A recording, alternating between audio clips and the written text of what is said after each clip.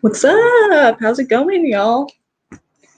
All right, so kind of like everything we've always done, same as always, but today I'm going to be doing it really quick, quick readings for you guys, just so I can get more in there.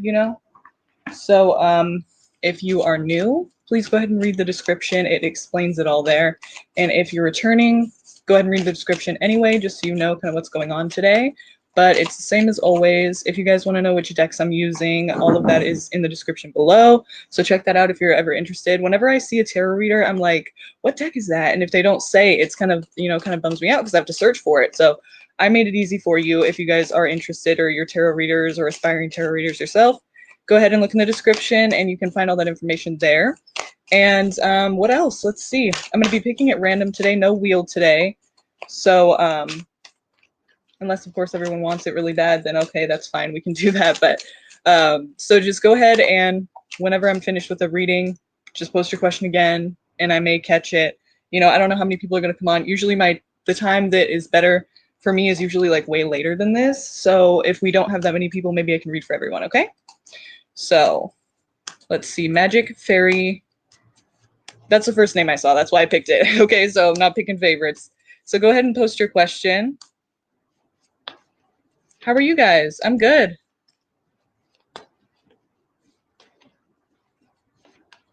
Did you see my little Virgo constellation necklace? So cute. Virgos.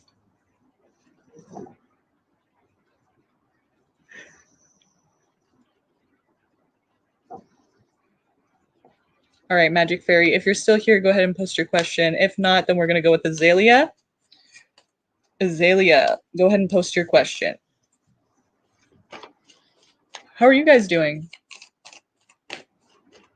I'm looking over here because I have your guys' comments right here, so just don't mind me.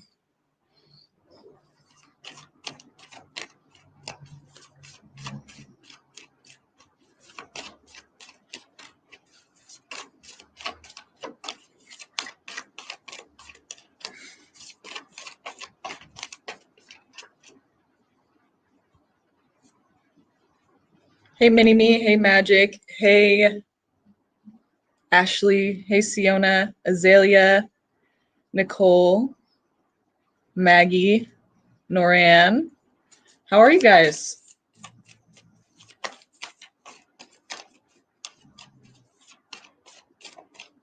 Okay, so I don't think Azalea's here either. So Ashley, if you're still here, go ahead and post your question. They're gonna be super bummed out later when they come back, like, what's up? And be like, yeah, I called you in the beginning, where were you? No, it's kind of my fault though, because I started off a little late, right? Because I said I would start at 4, it's a little bit later after that. So they're like, okay, she's not here. So I'll take this one.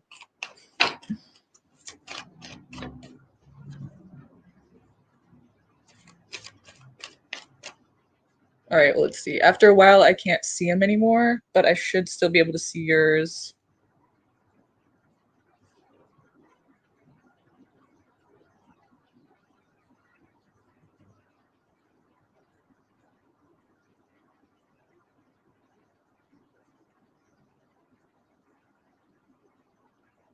You didn't post your question, did you? I don't see it. Okay. I'm like, I don't see a question. Is the Sagittarius on my mind texting me secretly? I feel like he has 2 different accounts. Okay. All right, let's see. Well, I don't do yes or no questions, remember, okay? So I'm just going to see what their energy is towards you. You said someone texted me today, but I'm not sure if it was him or not. Okay. So I'm going to see if, what his energy is towards you. And we'll kind of see if there's the, Page of Swords. It's kind of like telling us, yeah, there's, some stalking a little bit or some, trying to figure out what's up with you secretly, though, not really like confronting you about it. Okay, trying to hold on to something. Trying to create something. I would say likely not, just because it seems like they're going their own way right now. It seems like they're very much in their energy of, the Queen of Fire, which is, Sagittarius is fire. But we see Queen of Fire here, it's, talking about somebody who's very, like, they're going to go their own way. They're not asking permission. They're not trying to figure out like if that's okay or with you or not.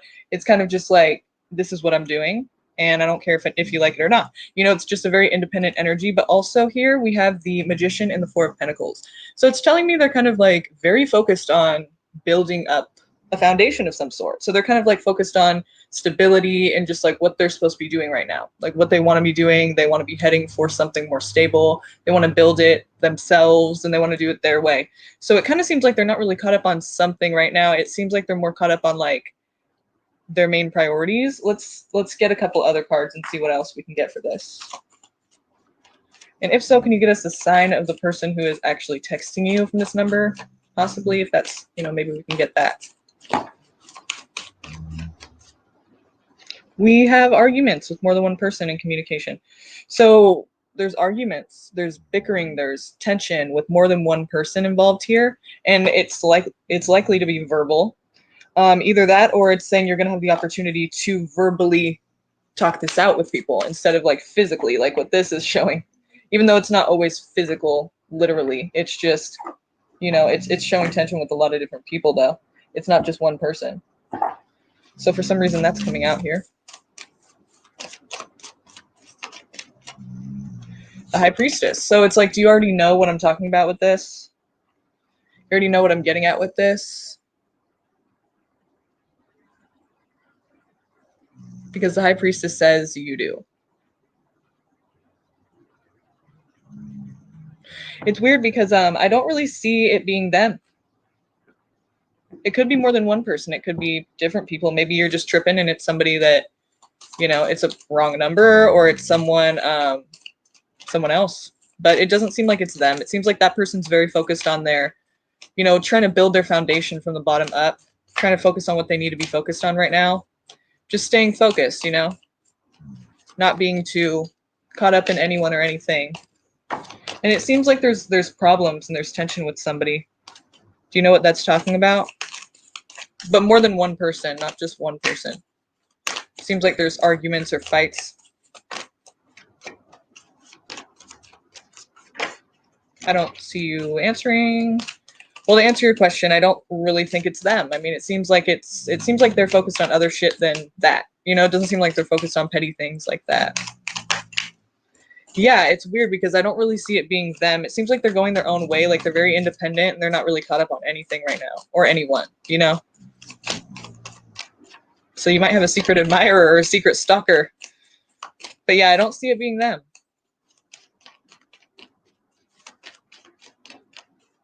Like that's what they're focused on right now is like, you know, real life shit. You know what I mean? So don't worry about it. It's not them. Free-spirited truth. Can I have a reading in regards to my money, career, and my near future? If you see any love coming in, I'd love to hear whatever the cards have to say for me. Got a lot going on. Okay, free-spirited truth. Tell me what's happening for them in career and work, money. What do we see coming in for them for money? Anything exciting? Or not? Big changes ahead. This is a death card. Here, let me turn this down a little bit because I feel like the cards are just glaring.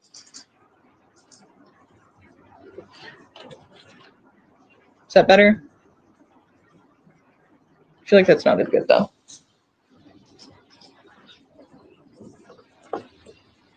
Okay. So the death card. The death card comes out when there's big changes ahead, when there's big, drastic changes ahead. I mean, it's like you can't really see it any other way. It's like there's going to be changes and it might be a little bit upsetting for you, but it's a big change and it's a transformation. It's like something is going to come out of it. It's not just like you're fucked. It's like there's one door closing and one door opening, right? And there is something to be gained from this. So beautiful. Awesome. That's exactly what you want to see here. Money. There is something to be gained from this. So if something ends at this time or something kind of, you know, closes out, don't be too worried about it. Know that there is something else coming for you, that there's something else that's going to, you know, present itself, or that you're going to have some idea. How is she going to find this new thing? What is the Six of Wands talking about exactly? Nine of Cups. So it's something you've probably been wanting to do for a long time. It's something that you probably put on the shelf and you weren't able to do it at the time. That's usually what I think when, you know, when I see something coming out, like something that you want. It's like it's probably been something that you weren't able to do before, or maybe you just didn't think you could do it, but now you're going to see that you're able to do it. So if there's anything that you kind of put on the shelf or kind of like forgot about, or just like, you know, thought you couldn't accomplish, go ahead and try those things. You know, use those ideas and see what you can make out of them now. Because the thing is, you're going to be gaining something, but it's also going to be the way you're going to find it. You know, I was asking, like, how is this going to happen? Well, it's going to be something that you really want, you know, something that you really like, something that you've been really trying to do, you know, something that you're really about.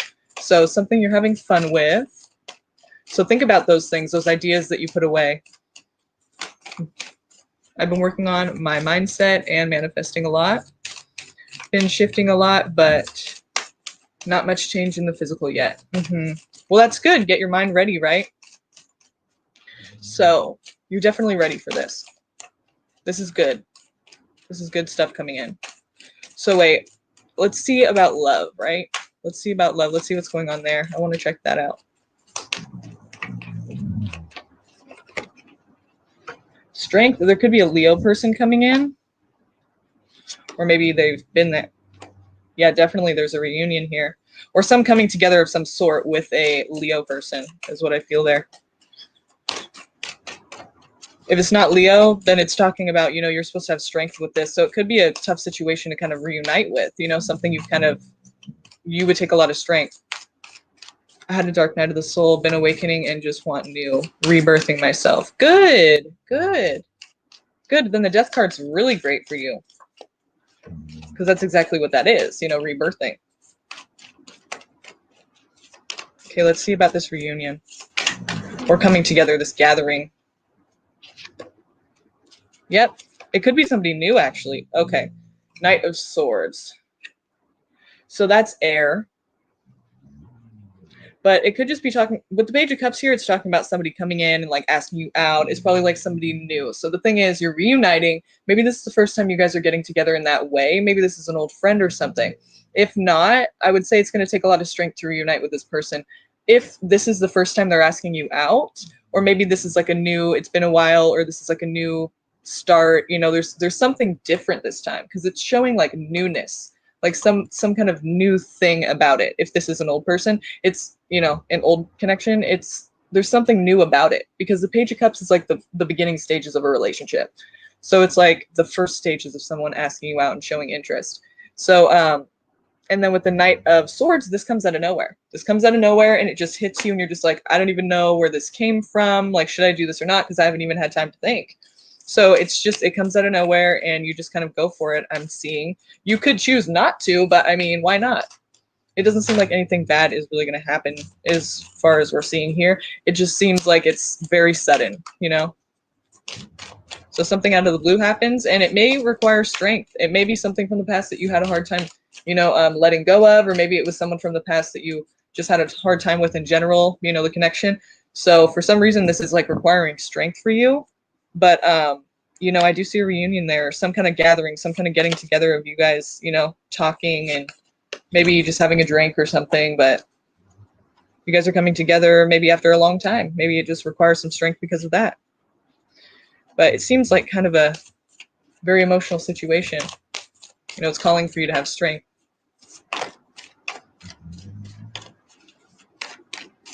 There you go. It happens out of nowhere, so it could seem very quick. But yeah, take your time. That's a really good idea. That's good advice you're giving yourself there. Sandra.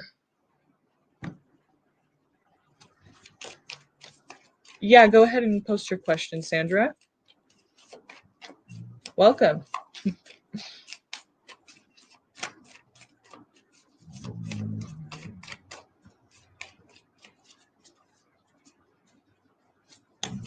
Or Sandra.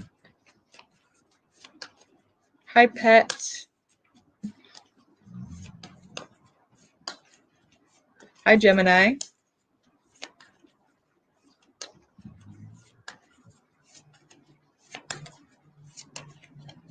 Alicia, are you new? Well, hi if you are, and if you're not, hi. But I thought I've seen you before. but maybe not. I thought I had you on that list last time. Is Sandra still here? Sandra or Sandra? Go ahead and post your question. We're waiting on you, girl. And if not, I'm going to just pick somebody else. But I would hate to skip you.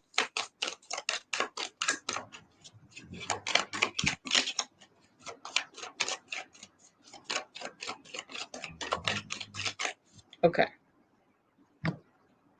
What kind of spiritual connection is there between me and my friend Damiano? He's a Virgo, 8/28/1992. Hey, that's my birthday. Not 1992, but 8/28. And I'm a Leo, 8/18/1989. Okay. So, what kind of spiritual connection is there? Is there? It's okay. Is there any? What's the connection between you guys? Let's see. Okay, one of collaboration, working together. Maybe it's a work. Maybe you met each other while working or doing some kind of project or helping a friend move. I mean, whatever it is, it's just something to where you had to collaborate and kind of work together on things. Or at least you're discussing, you're exchanging ideas with each other and discussing like maybe views on the world or how the world is right now, or, you know, just different things that you believe in. Whatever it is, it's like you're exchanging ideas or you're working together on something, or you're kind of like, you know, trying to figure things out together. Or maybe there's like some kind of conversation that was deep, or some kind of like talking about your interests. And it says you already know. The High Priestess. It's like you already kind of feel like this is going in a certain direction, and whichever direction that is, you're probably right. Let's see. Again, we have this working energy, this energy of like working really, really hard at something and just like really, really like getting into it.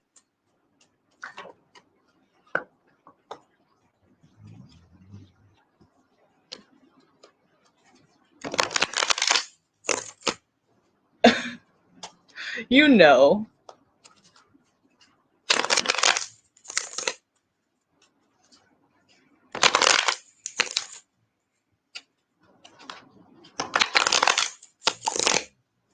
Okay.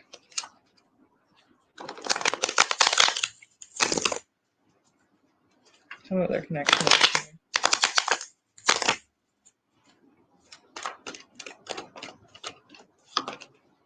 Okay, this card came out just now and I put it back in and it came out again. So that means it's really trying to come out here.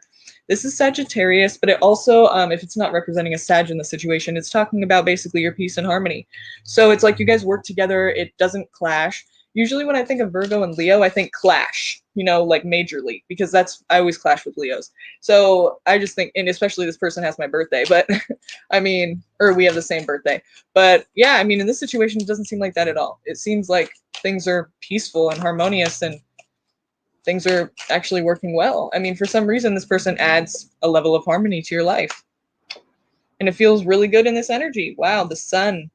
Yeah, it's kind of like right place, right time. I mean, Jesus, you guys just work. I mean, their spiritual connection, it seems like if it's not karmically there because you guys are supposed to like bring each other uplift each other. Maybe you guys went through some shit recently and then you're kind of in each other's lives now. Maybe it's going to teach you something too. Like you're exchanging ideas. You're kind of like trying to pick each other's brains and figure out what your guys' interests are. Maybe you guys are supposed to be there so that you learn more about what you really believe in. You know, when someone else asks you like what you believe in and like why, and you start to kind of question, yeah, what do I believe in and why, you know, and then you kind of start to know yourself a little bit better. So it's kind of a good thing, you know. I feel like Leos are kind of like, they might be defensive a little bit, especially the Virgo, you know, because Virgos are all like asking a million questions and kind of seeming a bit judgmental sometimes. But, you know, it's a good thing. It should teach you a lot, and it should teach you about yourself even more, which seems kind of like, but I mean, it's a good thing. It's a great thing to know about yourself and know kind of like where you stand and what you're trying to do, what you believe in. That kind of seems like that's what it is here, you know. And overall, though, I just see them being positive for you, like, and you being positive for them too, like it being actually a really good thing, something that doesn't clash, you know, something that actually is like harmonious and like just positive. Maybe you guys learn about yourselves a little bit through the connection as well. Okay.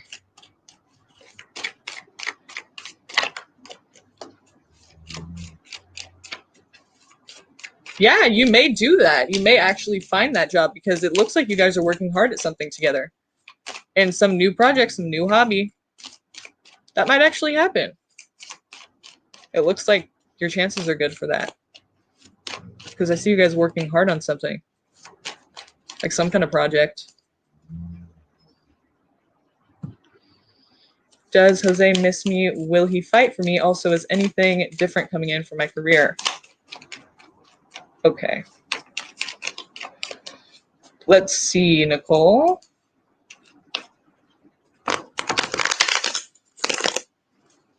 What's Jose feeling about you now? What's Jose feeling about you right now?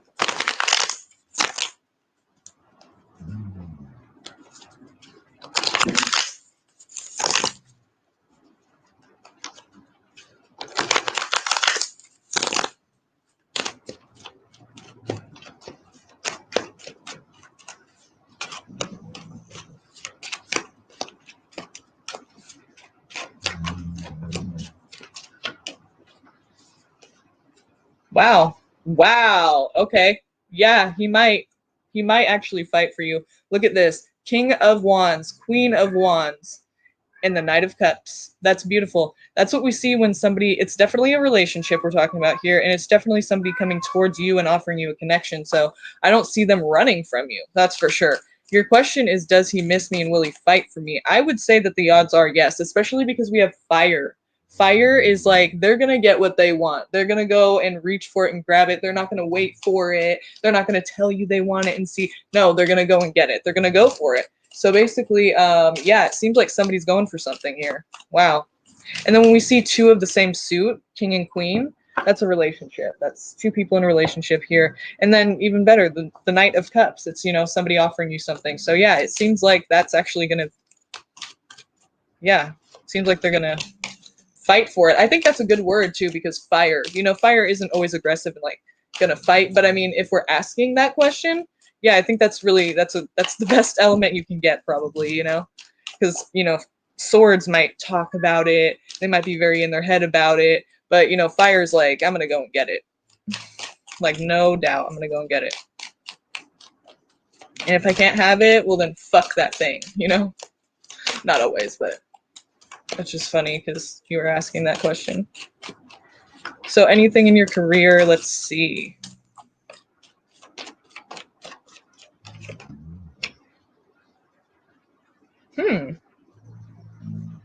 Maybe something very conventional, something that people expect of you, something that's just kind of like the thing to do right now that you feel like maybe it's kind of boring though, but you're kind of like, this would be the right thing for me probably right now, like just like practically. But, or it could be something having to do with like consulting people, therapy, counseling of some sort, maybe charity, maybe, you know, something to where somebody is looking up to you. Maybe you're a role model of some sort or like an advisor or something. Or, okay, Eva, we'll go ahead and do you right now, okay? Thank you, by the way. So, yeah, definitely communication here. It comes out of nowhere. It's kind of just something that falls in your lap, maybe. No, it's not even falls in your lap. It's more like is thrust upon you and you have no other choice. So that's why I say it could be something kind of like expected of you. Maybe it's not something you would have chosen on your own, but it's something that somebody just goes, here, you have to do this. This is you're the only one who can do this now. You have to do it. And you're like, okay, I don't really want to, but I guess I kind of have to. So, wow. Wow. Well, there you go. Something in communication, and then talking about, you know, you consulting people or being some kind of a, you know, someone people look up to. But yeah, I guess that makes sense. That could be the same thing. Yeah. I mean, from what you're saying, yeah, you're saying accounting to speech therapy. Wow, that's funny. Therapy and speech. So also here we have somebody being left out in the cold. So maybe this is talking about, you know, they're injured here. So maybe it's kind of like you're trying to, you know, you're helping people that feel like they're a little bit left behind or that they need a little bit of help or something. You know, the less I don't want to say less fortunate. That's not the right word for this. But, you know, the people that are kind of like needing some help, needing assistance, you know. Wow. Yeah, seems like it goes. Seems like that's a good direction for you. Okay, let's check on Eva really quick. Okay, let me see.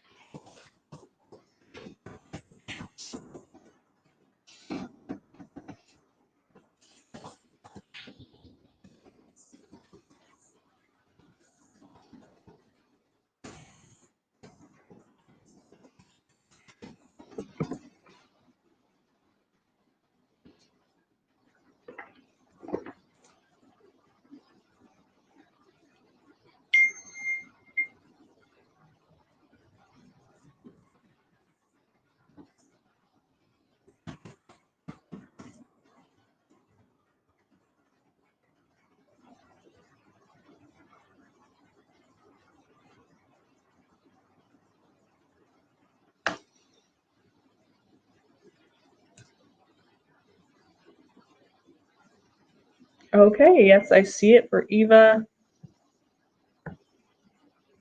Okay. You're welcome, Nicole. Thank you. Thanks for coming.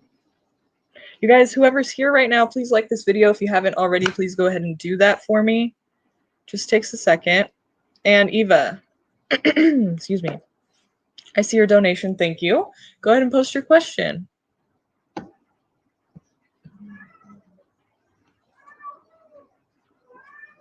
What was my ex's role, part in the relationship, and my role or part in the relationship? Definitely makes sense. Okay, got you. Got you. I totally understand what your question is here. Yes, it makes sense. Like in your life, basically. Like, why did this happen? Yeah. If not, correct me, but I'm pretty sure that's what you're kind of getting at, right?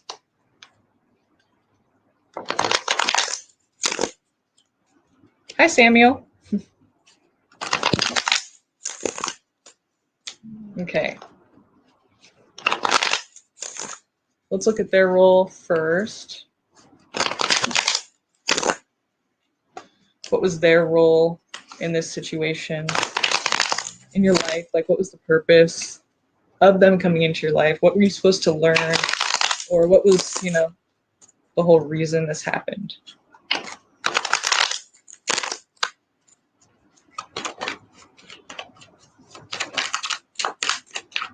What is their role in your life? Okay. Yeah. What's your sign? It really doesn't matter. I'm just asking because, wow. Okay. So this is okay, first of all, what I got was this. They're there to teach you how to really love, like how to really know that it's out there, like that you can actually feel like that can actually happen, you know, in a big way. So that's there. Libra and Scorpio. So that's there. You know, they came in, they offered you this like huge amount of love or whatever the situation was. There was a lot of emotion there. There was a lot of emotion, you know, very caught up in it. You know what I mean? Like, how could you not be with the Ace of Cups, right? But we're talking here about someone that maybe was a bit sneaky, or there, you know, someone was kind of feeling trapped a little bit, or like their hands were tied. Like there was no other kind of way to do things in the situation than to sneak for whatever reason that is. But something kind of got twisted after the Ace of Cups. And I think the purpose, though, overall, was for them to teach you that, like, basically you kind of have to go in. Like, this is probably a thing. You said lots of passion. Yeah, there you go. So this is a thing that now you're probably sitting there, like, trying to figure yourself out in a lot of different ways, you know, in every way, maybe, you know, you're trying to figure out. There you go. So you're trying to figure yourself out, like, where do you stand now? You know, this is kind of fucked with your identity a little bit. So you're now trying to, like, psychologically, emotionally, and in every other way trying to, like, spiritually even understand where you stand in this life. And that's why this guy, he's going on a solo journey. He's going out into the mountains. He's trying to find meaning and purpose and something that just, you know, he can understand about himself and about his life, where he's going, you know. So this was for you to kind of learn that, like, you need, not that you need to figure yourself out, like you, like that was lacking, but just, this is like a big wake-up call for you, and this is a big learning experience for you, but also to learn about yourself, not just like to learn that people can be shady and fucked up, which is probably something you learned, but you know, just to learn to find yourself, basically, which seems cliche, but I mean, to me, the Eight of Cups is like the best card to explain that. Like, this is about you now, you know, you figuring out yourself on your own, you know, without any outside influences, like without, it doesn't even matter what people say at this point, because it's not gonna, you know what I mean? Like, it's not gonna matter, because it's you, it's not them, and it's not anyone else. It's like, this is about you trying to figure yourself out. So yeah, it's a big thing though, and it could take a while. It could take many years for you to, you know.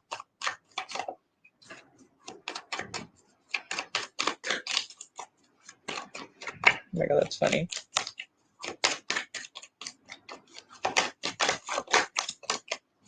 I mean, you're not funny. It's just... Anyway, what was your role in the situation in his life? Okay. So, time to find yourself. And find, maybe even find like somebody, you know, once you know who you are in every single way, it's kind of like, you know, who you need and what you need, you know. Maybe you didn't really know that before, so you're able to kind of accept these behaviors, these red flags, and kind of push them to the side. You thought this was a really great thing for you, but they ended up being shady, and now you're kind of like, how did I miss that, you know? Like, what does that say about me? And really all it says about you is you didn't know, and they're a good manipulator. So don't think that, don't think you don't have the ability to protect yourself. You just have to know that, well, now you do know, unfortunately, that some people are like that. But it kind of feels like, you know, like you let yourself down, but I hope you don't really believe that it's your fault, you know, that somebody would cheat on you. Like, that's never the answer. Anyway, so let's see. What's your role here in their life?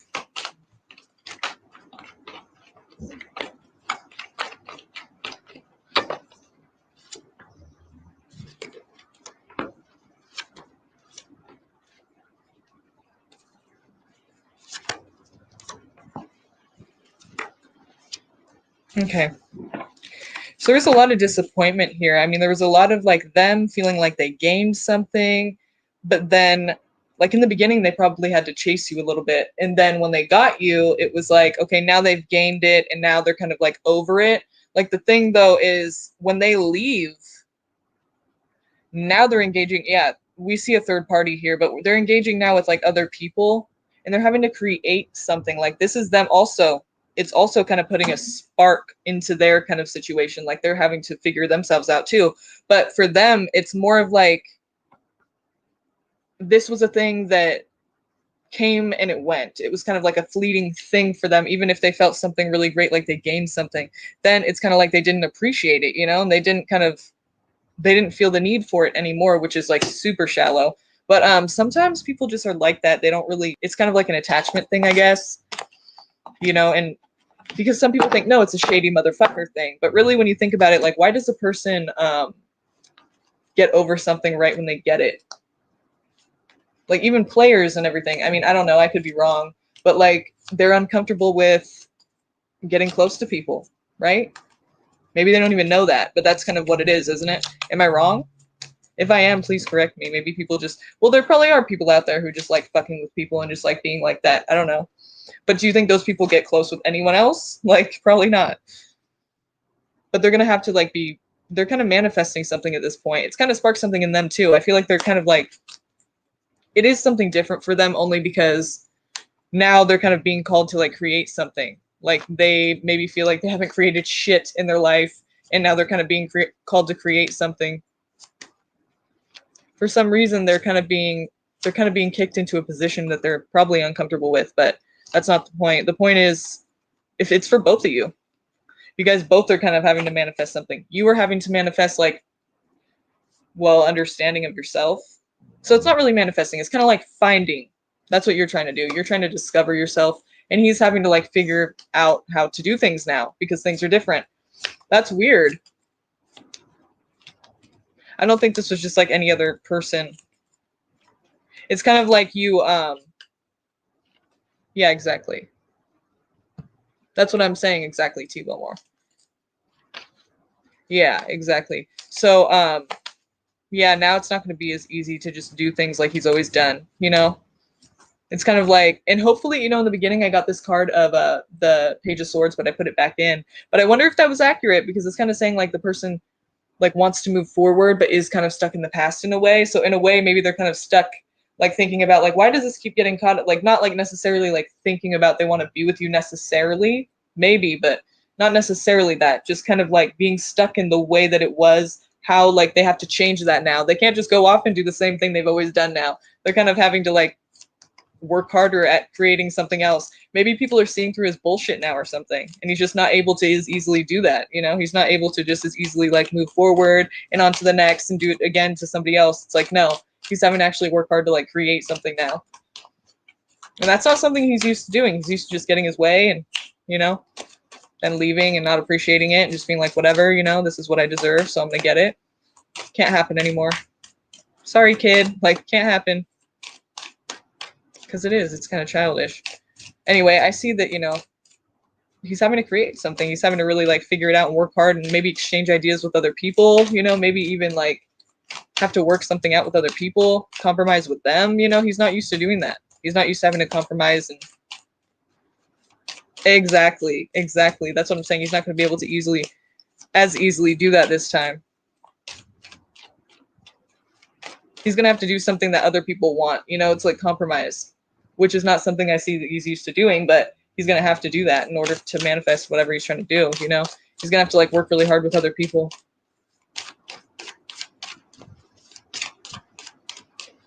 Do you want to post your question, Siona? Do you have to go? Is that why you're asking that?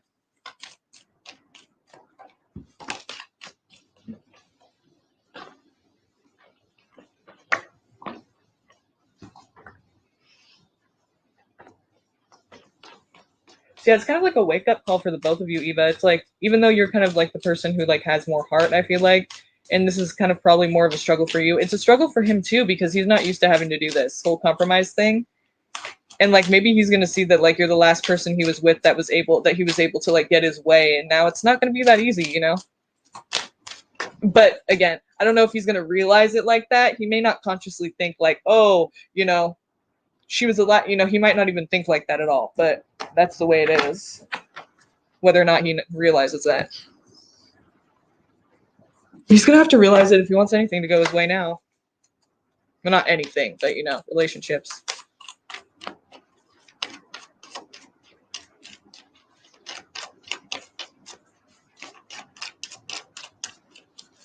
Right on. And thank you, by the way, for your donation. Appreciate it. And good luck to you, you know. That's a tough situation. I was gonna say sticky and tough. Said stuff. But yeah, no, that situation's not fun. So I mean,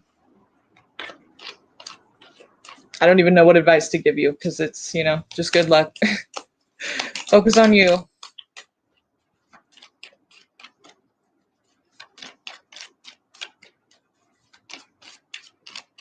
I guess Siona isn't here with us.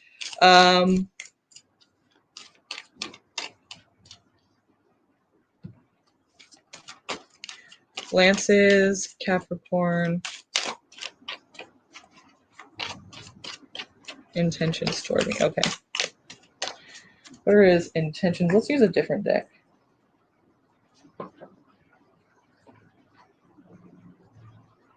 Intentions.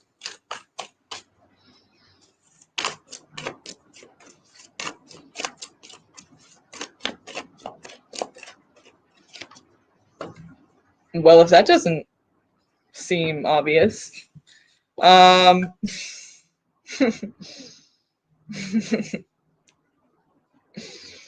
This ain't even like a quick fling kind of lover situation. It's like love is there. I mean, that's what it seems like. With the Ace of Cups, I mean, it's like there's a lot of opportunity, you know, for sure. But we do have, okay, so some kind of exchange. That's disappointing. Somebody's looking at all the negative, though. Like, this is supposed to be a really fun situation. Somebody's not stable enough, okay? Somebody wants to build something, a foundation, something to, like, for the future. You know what I mean? Like, something real, stable, something, you know, committed. Maybe we could look at it like that. But someone else wants something fun, and they're not really about this whole, like, committed bullshit. I mean, not like they're not trying to be committed, but it's like they're not about, like, it almost feels like Gemini. Not that Geminis can't be stable and work on something, but it's just like they're more interested in, like, okay, I'm generalizing the fuck out of Geminis right now, so please don't be offended by that. But I'm just saying, like, when I'm looking at this, and when you think of Capricorn versus Gemini, you think like, and you see these two things, you think like, okay, somebody wants to be serious and somebody wants to have fun. And the reason that that can't happen, or the reason that there's disappointment here, is because those two things do not always work together, because, you know, if there's one more than the other, like, maybe that's the whole thing, the exchange here that you guys are giving each other. First, we see that it's disappointing. Somebody's looking at all the negative, and it's probably the person who's trying to have all this fun here. Person who's just like, la da da, I don't even want to think about stuff. Like, I just want to, like, have fun and, like, be, like, having a good time and, like, you know, excitement and adventure. And somebody's like, well, I'm trying to, like, save my money up. I'm trying to, like, build from the bottom up. I'm trying to, like, get a house. I'm trying to, like, you know, make shit happen. And you're just, like, trying to, like, be in la la land, and I'm not down. You know, so it is kind of disappointing. It comes together and it's like very exciting at first and probably really passionate, probably really, you know, there's a lot of emotion. But then somebody kind of is like, okay, but seriously though. And the other person's like, well, wait, why seriously? Why are you getting serious? Like, that's no fun. So let's see if we can figure out who is who. I do see 10 of Pentacles down there though, so it seems like there is, you know, stability here. You know, there's maybe somebody changes their mind. I don't know. Let's see. So let's look at Capricorn's energy first.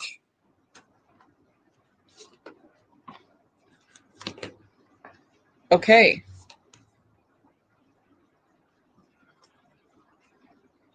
Defensiveness, about hope, about faith, about, you know, maybe the faith in the situation. Maybe they think you're cheating. Maybe they're going to start to think you have a third party or something, because we see this 3 of Cups here and we see this person being defensive. It's like, why are they being defensive? And then there's hope there, but then there's like, so it could be either them or you. If you start to have those feelings, just, I wouldn't ignore them. But if they start to have those feelings about you, like maybe they're just already insecure. I mean, I don't see that with Capricorn just like coming into a relationship and just being insecure like that, because they wouldn't be in it. They wouldn't be in the relationship if they were, I mean, okay, not necessarily. I'm generalizing again, but you know, it's like Capricorns aren't just going to like jump into some kind of relationship that they don't trust the person or think it's going to work out, you know, or think that they have some kind of like understanding of what's going on. If they're tripping already, maybe it's them who is doing that. But let's see your energy and see if we can figure this out. Like, who's who, you know, who's the fun, who's the, we have Scorpio, or he has Scorpio placements.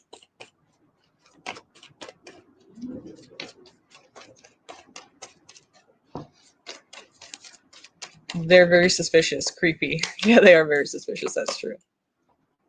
Okay, your energy is moving forward. Yeah, I feel like, hang on. I feel like you're the person who's more trying to be stable in this.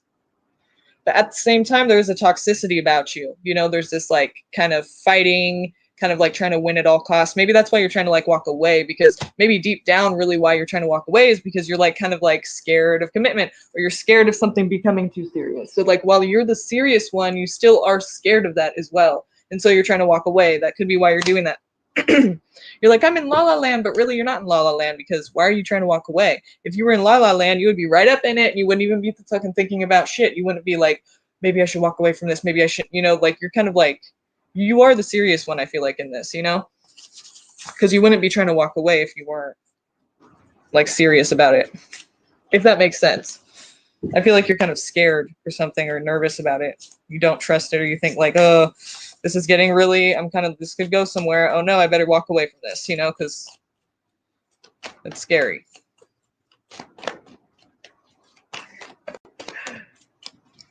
I feel like you're the serious one though.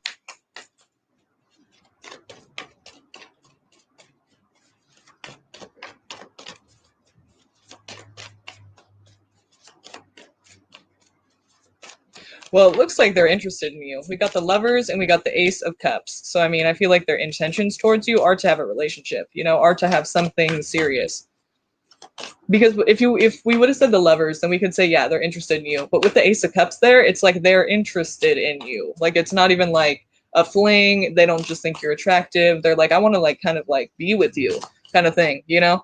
Because if we would have seen the just the Lovers, maybe we could have said, okay, they want like, you know, to have sex with you or something, a one night stand maybe. Like we don't, you know, maybe it won't go any further than that. But with the Ace of Cups, it's not even just like a quick thing. It's like, no, this is deep.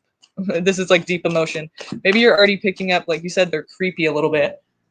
And that's funny because that's kind of what it seems like with you trying to walk away and then being all like, I want a relationship with you. It's like, I'm kind of scared. Like this is just too soon, too fast. Like, how do you even know you want a relationship with me?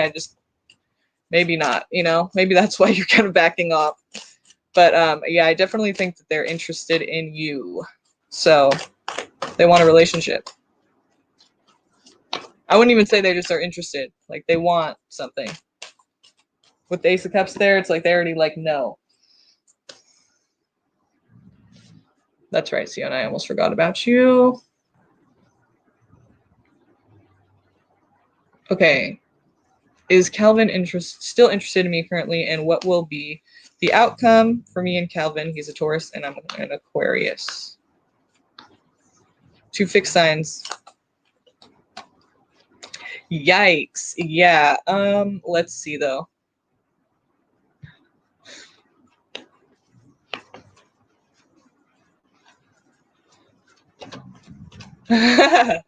You don't?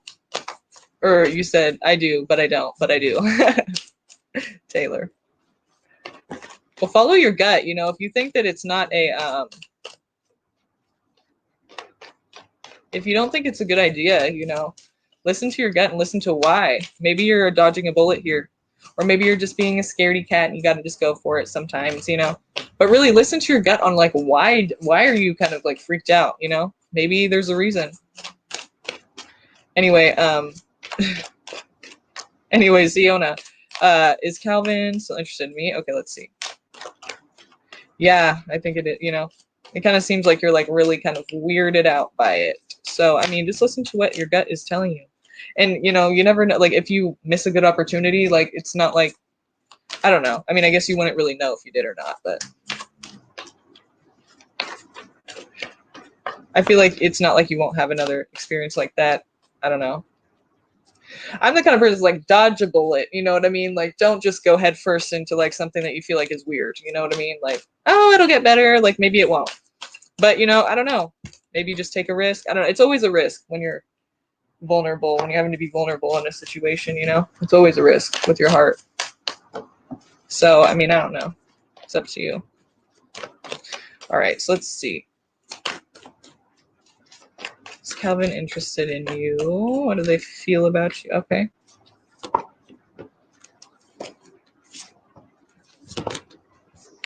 I feel like they're very in their head about the whole situation. Like, they do want a new start. They want something exciting and fun and, like, to where they don't have to, like, it's not so, like, dull and boring and serious and, like, they want something that's going to make them, like, feel alive.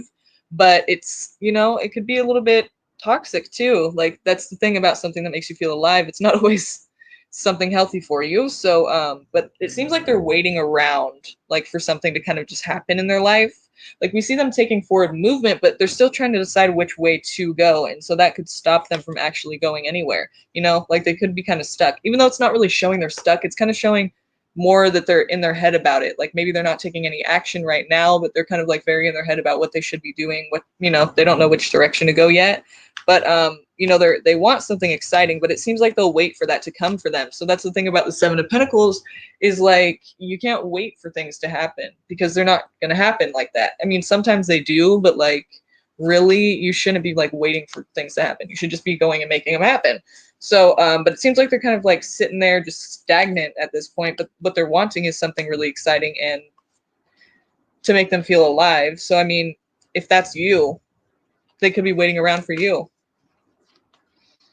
I feel like you would know if that was the case, if that were you or not to them. You're asking if they're still interested. So, I mean, they're waiting around for something exciting or something to kind of bring them up.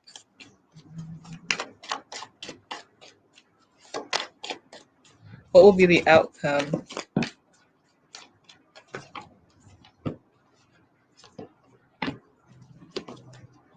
Okay, I see a lot of arguments, a lot of fighting, heartbreak. There's you guys just kind of seemingly don't go together, you know, like maybe you guys can't let go of the situation, so you keep going back, but eventually you just see that it really doesn't work, you know, like it's just there's tension, there's argument, and somebody's trying to like build something solid, and it's where's the Temperance card here?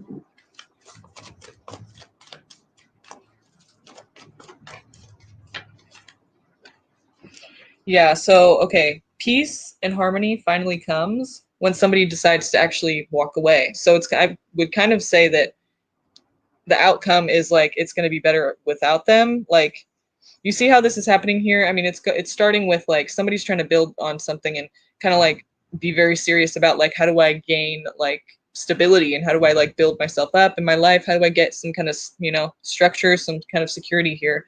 And then there's this heartbreak here. There's this like pain because of all this fighting and all this like this, it's not connecting. And maybe somebody isn't as serious as the other person. They don't want to do the same things or they don't have the same goals or something. But for some reason there's like, but to me, I feel like it's saying like it's not working out. And so, you know, that's painful. You know, it's not working out. Like it's just not, you're not going in the same direction. There's arguments, it's clashing, and you know, two fixed signs clashing and arguing. It's like stubborn as fuck, and on both sides. So the whole situation is like no one's giving in, and you know, to reach this harmony and peace of the Temperance card, it's like somebody's walking away and finally kind of just like distancing themselves, and that's where you find it, sadly. But it's kind of okay because whoever's trying to be serious, if it's you or if it's them, the other person's really just trying to like feel like the person that needs like they're the person who needs to feel alive. So they're kind of dependent on people for that. Like it's like they're not really thinking, how can I better myself? They're thinking like, who or what is going to make me feel better about myself? You know what I mean? So it's kind of like it's not going to really probably work out anyway because they're never going to find that. Maybe temporarily, but I mean, that's not something that you find from other people. You know, it's something that you have to find within yourself.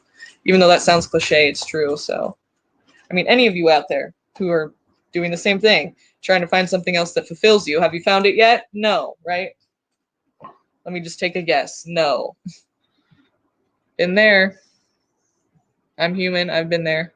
So I know it doesn't fucking work. Okay. Even if it works at first, it doesn't last because it's not something that can fulfill you, other people or other things.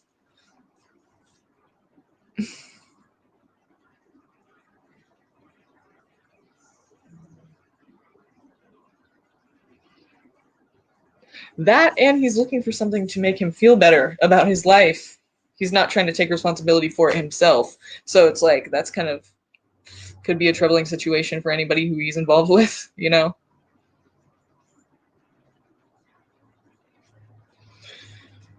Okay.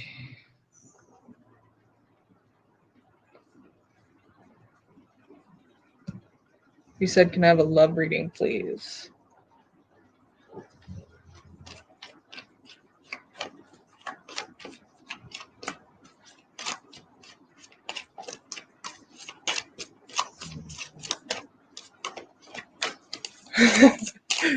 Okay. I feel like shit just got all serious. Leo person? Strength card. Ooh, okay. So for you, you could have been recently hurt by a Leo, actually. Or maybe you hurt one. Or maybe you guys just both mutually hurt each other and it's just a hurtful situation. But I also see Aquarius there, and it seems like there's more hope with that person. If there is, you know, if you're involved with two of these signs. If not, if there's no Leo, no Aquarius, then I would say it's talking about you're having to have strength basically because of a heartbreak. So that makes sense too. I mean, the thing is, the reason that the Wheel of Fortune is here is because the Star card is here saying there is hope for the future for you. Like, you can't forget about that, because right now you could be in a very down place where you're kind of like, is love even? You said, ew, my ex has a Leo moon. So yeah, I mean, whatever the case may be, Leo or not, it's a situation calling for you to have strength, because heartbreak is going to involve that. You know, you're going to need to be strong because it's hard, it hurts, and it sucks. You know, but there's hope here, and you know, it's kind of just saying have faith in yourself and don't give up. Don't like close yourself off, and don't think that love is all shitty and like you're never going to find it again, because the Wheel of Fortune is kind of saying different. Let's see what this is talking about. Like, why is this good for you?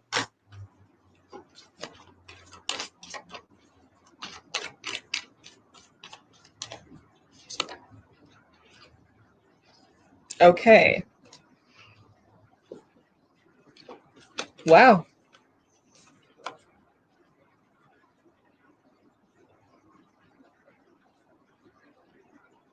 It's kind of a blessing. The person wasn't very committed, I feel like. And the reason that this is a blessing is because it's kind of like for you to realize what commitment really is. You're going to have to take responsibility for your own life. Not to say that you haven't been trying to do that, but in a big way, seriously. Your own peace and harmony is your responsibility. It's no one else's. So the reason that, you know, the way that they were kind of not committed to the situation is kind of a good thing for you, because now you're realizing what you really do want in a relationship, and it's not that. Even if you miss the person, yeah, even if you miss the person, it is going to be a better thing, because now you know that you don't want that. Now you know that you do want something serious. Now you know that, like, you know, it's kind of like leading you in a direction of your more ideal person. And also, I want to pull a chakra wisdom oracle for you, because I feel like that could be helpful to you right now.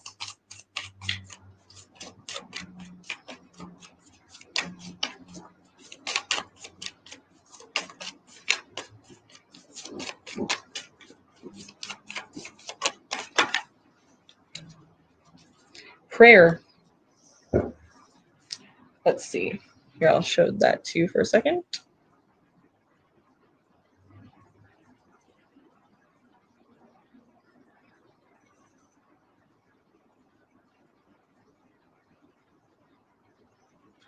Okay. Yellow chakra. Explore your thought processes. Overall impression is intellectual. Keywords are creative, intellect, precise, cooperative, reasonable, innovation, originality, wisdom, and instinct. You're manifesting intention. The yellow cards of the third chakra, the solar plexus chakra, reveal our planning processes. Do we have a logical or scattered approach? Because they represent thinking and problem solving, yellow cards reveal our ability to resolve issues. In essence, they show what's on our mind. In yellow, we turn on the lights and let the spirits know we're home. If we don't let them know we're there, they cannot bring us our desires. Ultimately, the third chakra relates to our instinct and to how our life is directed by it. See, it's directing you towards your ideal partner. So when we can see how our instinct guides our thoughts, we will understand why we do what we do. And when it relates to our emotions, instinct is frequently the first thing that gets shut down. Remember what I said? Look to the previous chakra, the second chakra in this case, if you feel blocked. Every decision we have ever made is in a flash, to move forward or to stop. There is a moment, a split second, in which we decide. In this chakra, you decide if you will allow magic into your life. Woo!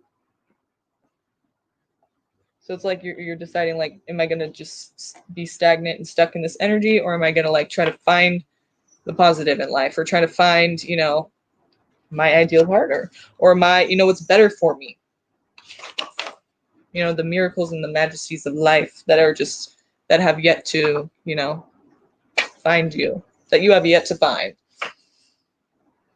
Okay. Prayer. Cool lemonade. Inquiry and original thoughts are inspired by the angels in lemon yellow. Cut through and face the truth. and surrender to a higher calling. There is collaboration here and a willingness to change one's mind. Try letting go of control. So maybe you feel like there's, wait, things should be a certain way or things shouldn't have been a certain way, but it's kind of like try to release all of that expectation and try to just like understand what it is now, accepting kind of what it is and how you feel, most importantly, how you feel about what it is, so that you can know like where to go from there, instead of being like stuck in the whole like wish it wasn't that way, it should be this way, I wish it was this way, it's kind of like holding you back a little bit. Okay, and then prayer, cool lemonade. My prayers are answered. My answers are prayers. My prayers are answered. The legend. An old man sits on his porch with his grandson, sipping lemonade and reminiscing. He'd wanted to be a traveling preacher. He'd been all set to leave home, but his father reminded him to pray for guidance. That very night, his father died, and the man realized that Spirit was telling him to stay. Now his grandson appreciates the lemonade, and the old man smiles. He never regretted staying on the farm. Wow. So, inspiration. Cool lemonade is a reminder that there is always a plan. If you are sidetracked from your path, then you will be guided back to your true calling. Personal inquiry. This is for you to ask yourself. If my most powerful thoughts are a form of prayer, how can I live in active prayer?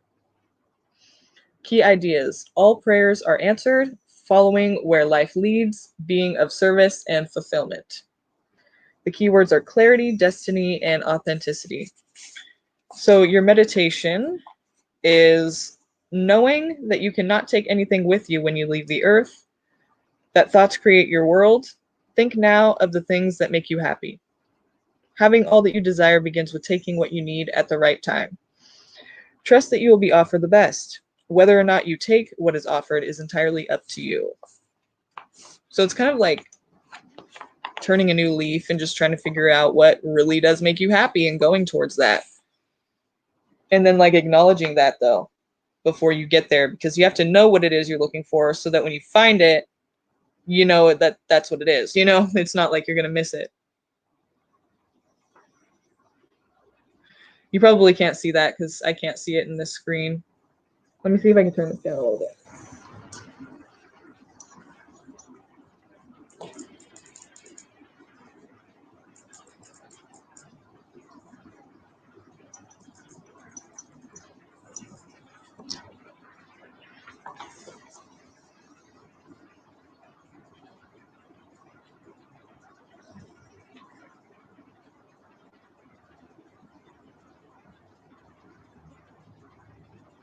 Oh, I'm sorry. That's the wrong one. There you go.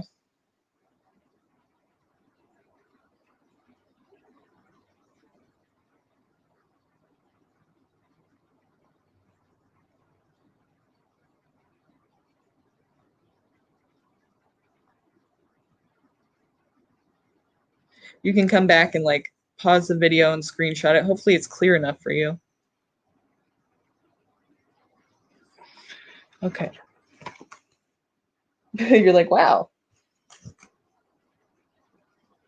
A lot of people tonight, I feel like you're getting a lot of like self-discovery, like trying to figure out what it is you're trying to actually do in life, what makes you happy, like trying to just go towards like your ideal life. I mean, and like after being heartbroken, like after a situation with somebody else, and you kind of feel like in a way like they kind of have control over the situation, like even if you don't feel like that, it's almost as if you're giving them control over you because the whole situation is kind of leading you to feel like less than, and that's not cool. It's kind of trying to urge you to like go towards what you're wanting to go toward, which is cool because that's that's what we all should do. I mean, it's your life, right? Yours, no one else's, not theirs.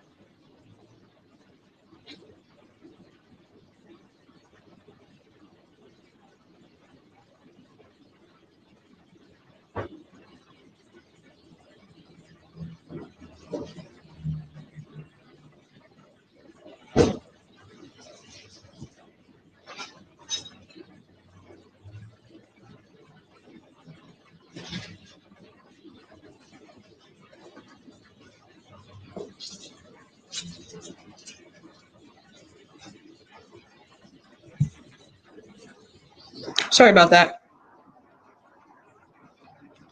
Had to get me something to drink.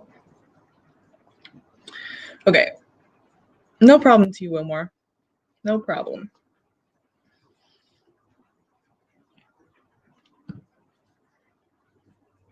Someone that I feel has a crush on me. I'd like to know what he thinks and feels about me. Okay. Oh.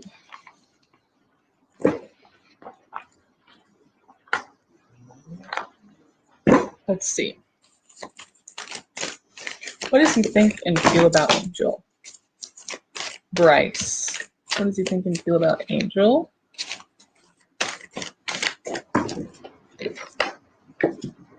Putting something to rest here, or maybe, yeah.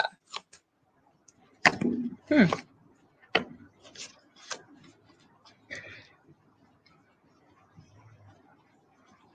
could have been that their life was chaotic, but I feel like overall they're going to be wanting to get away from you for some reason. Like, it seems like there was chaos of some sort. Like there was arguing with not even just you, but other people involved, maybe people that knew you or know you, like your people versus their people. It's like more than one person here. It's not just like one person. This could have been talking about they felt more like at peace, or like they could finally rest in your energy. But then there was arguments, and then there was like the need for a new start, or it was a new start. But then somebody still at the end of the day is feeling like they need to leave. Like maybe it's just better if they leave the situation. Is one of you a fire sign?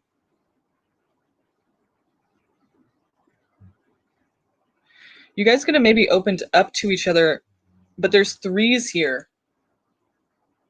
So there could be another person involved in this. But you guys could have opened up to each other, and then it kind of led to like disappointment later. We work together. He always stares at me from across the room. That's collaboration, exchanging of ideas, and a lot of times that could mean work. So I guess that could be what that's talking about. But for some reason there's heartbreak here, and maybe that's just disappointment because he's not being able to get close to you. But overall I feel like even if you do give it a chance, it's kind of like maybe better not to. But it is, you might, because there's a new beginning. But it seems like there's arguing first. Like first there's chaos, and then somebody wants a new start, and then but it leads to somebody still having to distance themselves. Maybe it's talking about travel. Maybe they just all of a sudden travel somewhere or have to leave the job or something. But for some reason, you guys are distanced at the end of it. Let me see why. See if we can figure out a little bit more about why.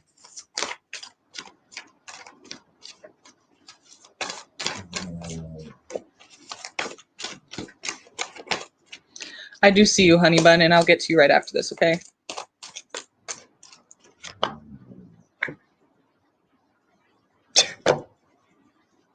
Okay, so there's a connection. Okay, it seems like there's a connection somewhere else, though. Like, because of the leaving, it could be somebody else. It could be a younger earth sign person. Like, I don't feel like you're an earth sign for some reason. Like, it feels like, I mean, I could be wrong, but it feels like either you're fire or they're fire. But here I don't see you being earth. If you are, then I guess it could be talking about you, but I don't really see that. I feel like you guys are going to be distancing yourself. Like, I don't know exactly why this is happening, but there's chaos, and then there's like an attempt at a new beginning, an attempt at like, maybe we could just brush this aside. Maybe like this doesn't have to reflect on my personality towards you. And then like at the end of the day, somebody's still leaving. Like maybe they just have to leave because of whatever chaos. Maybe it was at work and they're getting fired and they're having to leave now or travel. There's a different job somewhere else. But maybe this is you, since you said you're an air sign. Swords are air, so maybe it's you who's distancing yourself instead of them distancing themselves. But for some, it could be for another job, you know, or a connection. Maybe even both. But it seems like there is a younger earth sign person here. So if you're involved with a younger earth sign person that lives somewhere else, that could be what it's talking about, or for them. But I feel like you guys probably won't end up together. It seems like this is a different connection. I don't feel like it's you two that have this Two of Cups energy of like feeling that vibe, getting along, just clicking. It seems like it's somewhere else where you're traveling or where you're leaving. You're distancing from this person. I feel like there's just too much chaos in that situation. And if there isn't yet, well, maybe you're dodging that. Maybe you're just kind of avoiding that situation. I mean, they're staring at you. That's kind of odd. But maybe they're just shy. Maybe they're just shy and they don't know how to talk to you. But no, it seems like there's chaos that's going to happen there. Either in their personal life or between you. I feel like it's something that would be obvious. But if it's not, then maybe they're just they just have a chaotic personal life that you don't want anything to do with. But for some reason, there's chaos and arguments. If there's not chaos and arguments yet, then watch out for that. But I feel like it's best for you to like not get involved in that. I mean, you're going to do what you're going to do, but like, I feel like you're going to distance yourself at the end of the day anyway. So, I mean, what does he feel about you though? I probably didn't. I don't think I answered that question, did I? What does he feel about her? Did we say this before? I felt like we said this before. Lovers. This is a different deck too. No, I guess I didn't say this before. What did I say the first time? I forget. But yeah, lovers. So they're interested. I mean, clearly, with them staring at you. But yeah, I feel like it's best to like not get involved in that. Just because it seems like there's chaos there, arguments with more than one person. Maybe they're involved with somebody and that person would be getting in arguments with you. It seems like more than one person. Oh, it was Two of Cups at first? Yes, they definitely feel like they want to get closer to you. Yeah, they're feeling it. Well, obviously, they're staring at you. But yeah, it seems like they're definitely feeling something for you. That's weird. Well, it's not weird. It just resonates, but I mean, I don't know. It just doesn't feel right to me. It feels like, you know, you distancing yourself kind of tells me that you're getting away from them. And then with the Five of Wands there, it kind of seems like there's chaos, you know, with more than one person too. So maybe they're involved with somebody, or maybe I feel like maybe it's the colleagues at work. Obviously, it hasn't happened yet. So you could try it out, but I mean, I feel like there's going to be chaos in that situation. I just feel like it's not going to end right. Like it's going to be like, you know, and then you might even have to leave the job and go somewhere else because of it, you know, so you're going to be wanting to like distance yourself from it. And there's too much there that like is missing that I just feel like that could go wrong real quick. Like with those things there, it's like, you know, why else would that happen? other than it's not a good idea, you know?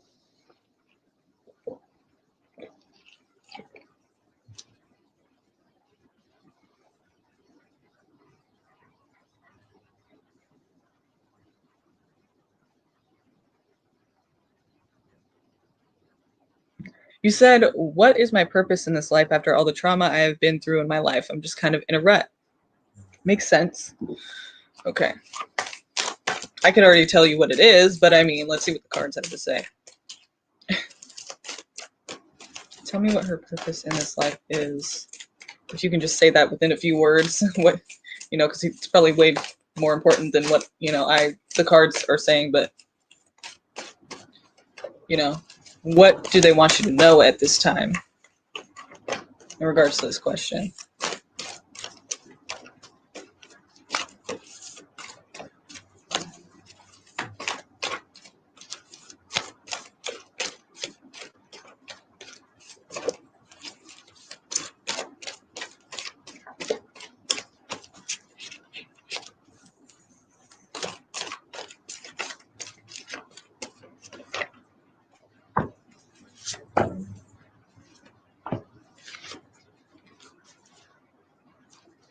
First of all, I'm getting Taurus. Is there a Taurus you're involved with, or you're a Taurus, or somebody you're involved with?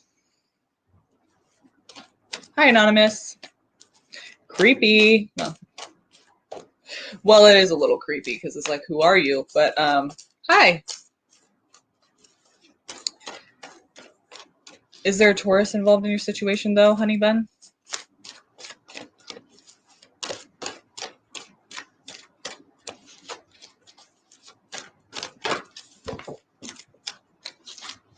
If not, I would say we're talking about something conventional, something maybe even religious, or something to where it's expected of you. It's like a thing that society, it's conventional, you know, it's not like out there. It's probably not even something you really want, you know what I mean? It's like, it's just what is kind of meant, you know what I mean?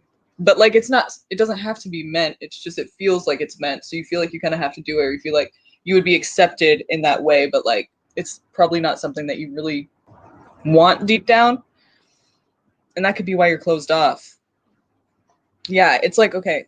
I feel like you're supposed to learn, and like, it's kind of odd that it's coming out right now like this, but I feel like it's going to lead to something. Even, you said not involved with anyone, but I'm a Capricorn. Okay. So I feel like this is just the tip of like the whole thing. Like, this is just one little section. This is just how it's like coming through, but it's obviously meaning like a lot more shit is what you're supposed to do. Like, you know, is what you're meant for in this life. But this is the way it's coming through to me, is that there's something that you're supposed to be doing. Like, you're closed off right now, probably to like people around you that are really important to you, that you love. You're kind of closed off, and like, that's what happens when we have trauma. But like, also, it's because I think things are expected of you, and you're not really like about those things, and you feel like you kind of just like should, like, it's kind of like something, like either a role or like a way of life you're supposed to be going, like maybe a job or a career that you're supposed to be doing, or like something you're supposed to be about, and you're not really about it, but you feel like, you know, that's what would be accepted, or that's something that's a good idea. Like, there's security there, you know, but it's something that's kind of just like not really your thing, but like it would be accepted, like it's kind of expected of you, and like it would lead to stability in some way. But it's like, I feel like this, like the reason this is coming out, I feel like, is kind of because you're supposed to know that like it's okay to go a different route. Like, you don't have to do this, because this whole thing is blocking you from people anyway. You know, you're closed off from people anyway, because this is something that you don't even feel right with, and it's something that, you know, other people want for you, but it's not really something that you want for you. So it's like, even if we're talking about like not a career, we're talking about like maybe like you're supposed to just get over things. You're supposed to just be strong and tough and all that. And it's like, it's not working for you. Like, obviously, no one should expect that from you anyway, but people are expecting you to do something that you really don't feel like doing. And it's not even like necessarily like a specific like thing. It's just a way you're supposed to be that I feel like is not really about you. And then like, that's distancing, that's keeping you away from people, because you're feeling like you're gonna, like, if you don't do these things, you're a letdown. But you're not. Like, you kind of have to fight back in a way, you know what I mean? Like, you kind of have to like be fiercely about yourself and not be worried about like what other people are thinking. Like, usually the Five of Swords is a really kind of negative card.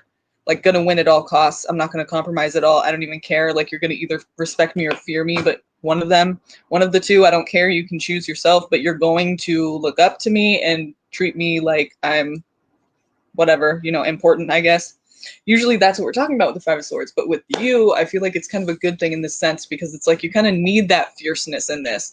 You kind of need to know that like you don't have to like put up with shit just to be accepted. Like you kind of, you're going to be unhappy if you keep trying to do what people want for you, you know? And once you do find what it is that you really want to do for yourself and you feel good about it, then you're going to find your people anyway. So it won't, you won't lose out, but it probably feels like you're going to. So like, it's kind of hard to like go against people or kind of like, but it's not really even going against people. Even if they perceive it that way, it's really not that way. You're just living your life and just not by their means. And really that's what we all should do, you know? So at first it might be kind of difficult to get out of that whole guilt or that energy, whatever, you know, that it's negative, you know? You said that's the problem. I don't know what I want or which way I'm supposed to go. Can't open up to people fully. Right. You should get therapy, honestly. And that I'm not just saying that, like, trauma is a big fucking thing, and it does make you question like what the fuck is the purpose and what am I doing and why, you know, like psychologically, emotionally, you probably don't even trust your own self right now. So like it's just a good idea to get therapy to just work those things out, because you know with trauma they say that like it doesn't really get better, it kind of gets worse if you're in your own head about it. It would be a good idea for you to talk to somebody about it. I'm just saying like on a real level, you know, aside from the cards, like on a real level, because trauma's it's a bitch, and it's not something that like you can really do on your own sometimes. So it would be a good idea to like talk it out with somebody. Seriously, like consider that. You know, I would consider that if I were you. And but yeah, I feel like this is, you know, you're gonna need to fight back a little bit. You're gonna need to like, maybe this is even talking about your mental health, like you actually getting help. Like you're gonna need to kind of fight for who you are. Don't forget about who you are. Don't forget there's a person in there. There's a person in there who wants to live life, and you just have to like find it. You know, you just have to find your safety. It's probably not easy to find your safety right now because of all the trauma, but it's still there. It's just kind of like you kind of need to have that fierceness about you and not give up and not lose hope. You know what I mean? Like just fight for it. You know what I mean? Try to fight for it. I don't see the Five of Swords as a bad thing right now. It seems like a really good thing. Like this is what you need, is kind of that push, is kind of that like that not giving up energy. You need to be like, no, fuck you. This is what it is. Like, you know, like go and actually like not be afraid anymore, you know? But the only way to do that is to like, I feel like get therapy, you know? I'm saying that because I've been through a lot of trauma too. And it's really not like, it's not easy to go and figure all those things out by yourself. And you can actually like get yourself in a lot of trouble by just staying in your own head about it, you know? Because there is a way to like get better, and you got to do that first to have any kind of make sense of anything. You know what I mean? That's what you should probably do. Therapy for 5 years, you're not with a good therapist then, because you should not be in it for that long and not have any progress. I'm just saying, because that's what they say. If you're in therapy for 2 years and no progress, then that's not the right therapist for you, and they're just sucking you dry of your money, because you should be getting somewhere with them. You know what I mean? Like you should be seeing progress. And if you're not, honestly, like get a different therapist, because you should not, I mean, unless you're like, you just went through something again, then it's like, obviously this is something new you have to work through, you know, it takes time. But like, if you really feel like that therapist, you've gotten no progress, I would get a different one, because seriously, it's a waste of time, you know, it's a waste of time. If you feel like it's not helping, it's a waste of time.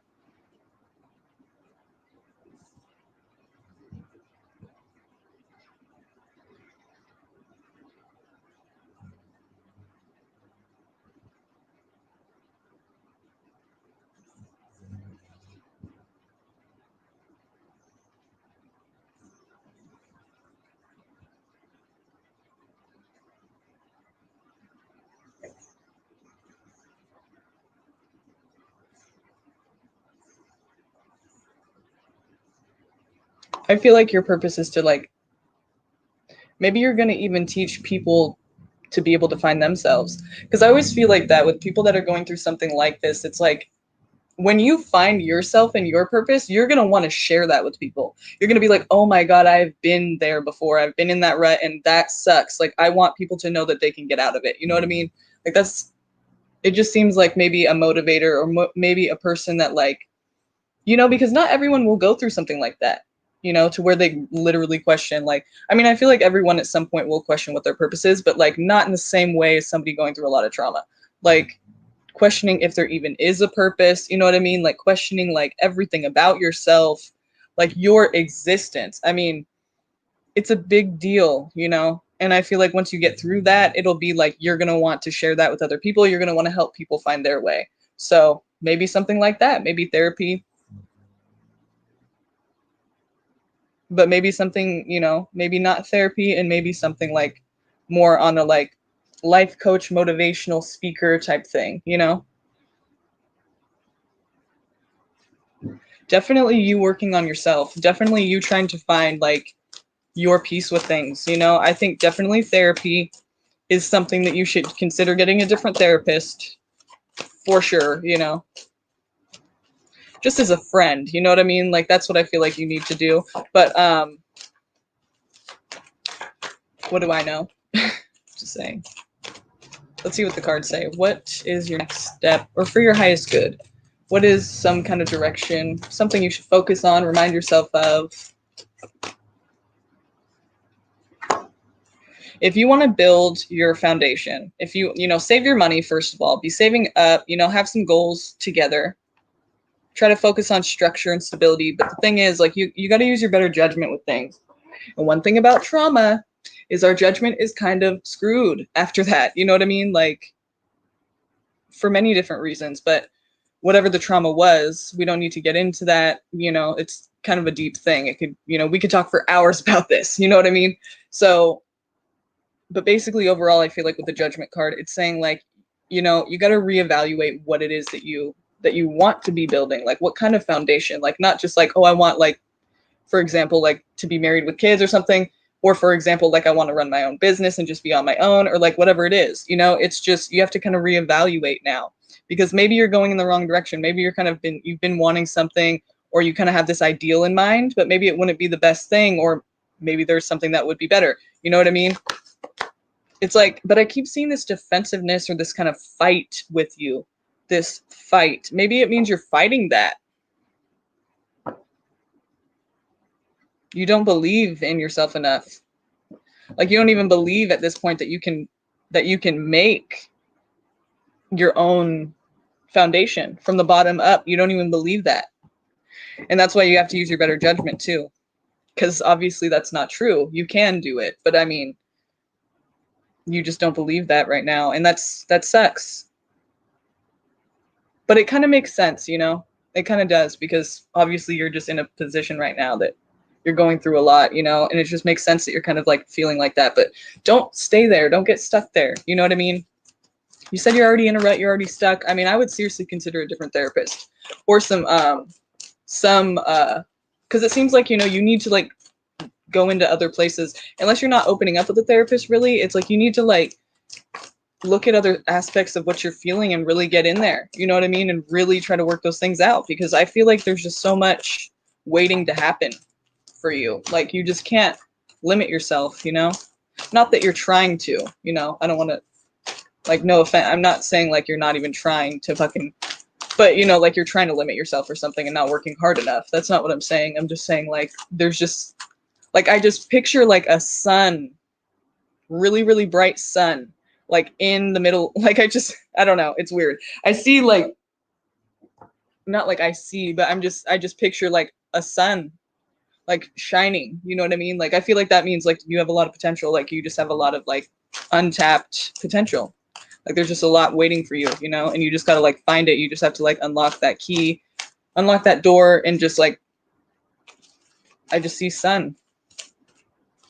It just seems really positive, you know. It just seems like there's just a lot of like happiness waiting for you. And it's kind of like you're stuck in this like little box of like fear and doubt, you know what I mean? Which makes sense for trauma, but it's just sad, you know, to see anybody in that position, or to, you know, feel like you're in, or to, you know, I don't know. I don't know.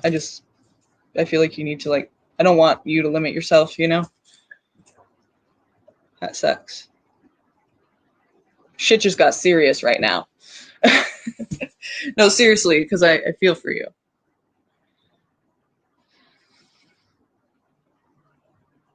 And see, that can't happen. We can't be doing that. Just about your self-worth, you know? It's like, nope, we're not doing that. Self-love, we're doing that. So forget that shit. No more of that. You know what I mean? I know it's a lot easier said than done, but I believe in you. So you have to fuck, I don't even know how to, you know, explain what I'm trying to say. Just, you know, it just sucks that you're in that position, but you know, I think you can get out of it. It's just going to obviously take a lot of emotion, first of all, because you could be trying to block a lot of shit out right now. I don't know. I just feel for you. I feel you.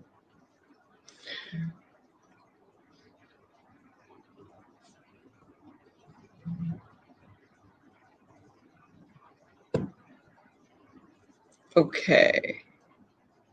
Aw. See, everyone's so supportive in this community. I love it. Who's coming towards me in love, and will I be in a steady relationship this year? Let's see.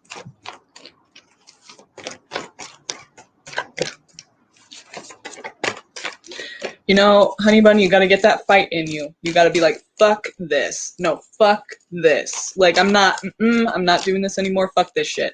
Where am I at? You know, where am I going? What the fuck am I doing? What do I want? What do I need? Like, no, if you're not gonna provide it, then you're not for me. You know what I mean? You gotta just be like, you gotta get angry and stop being sad. You gotta get angry and get some fight in you and be like, you know what? Fuck this. I'm not living like this anymore. I'm gonna fucking find myself, and I'm gonna find what makes me feel strong, what makes me feel worthy, you know? Fuck this. Like, I'm not gonna do this anymore.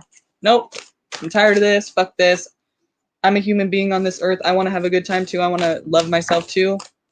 Fuck it. Fuck you. Fuck you. I'm doing it. You know what I mean? No one's gonna stop me. You just got to get that fight. You know what I mean? Sometimes that's what it requires, to just get angry. That's what I always feel like, you know? Anger is better than depression, because at least there's motivation there. You know what I mean? There's like ambition. There's like, I want to achieve this. Fuck you. No, you know what I mean? Like, get out of my way.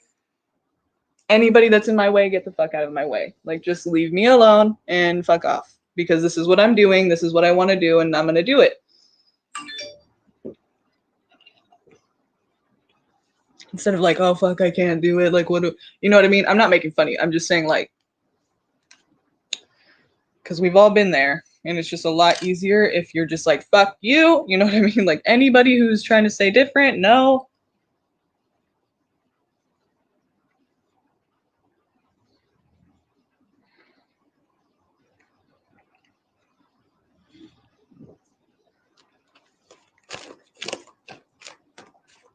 Okay.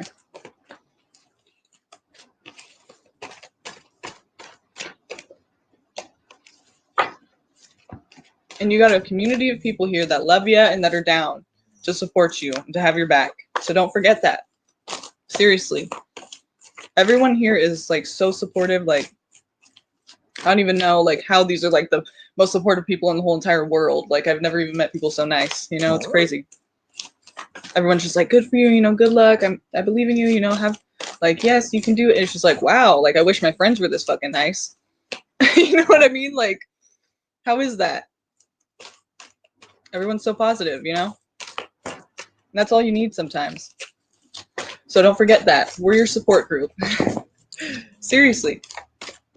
Okay, so Maggie. Who's coming towards you in love?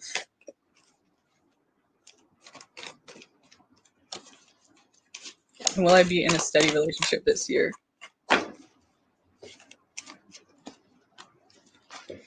Let's see. All right. Looks like a past connection. Something you're reminiscing about, and then you're going to be making a decision on that. whatever that is, you know, it kind of sounds vague, but what I mean is like, there's something you've been thinking about, or you know, maybe recently you're going to be starting to reminisce on something from the past, a connection or something that makes you feel like memories, you know what I mean? Like it's just thinking about something like nostalgia. But, and so then that's going to lead to you taking an action regarding that. So it looks like you're headed in a direction of more stability. I mean, you're able to take care of yourself.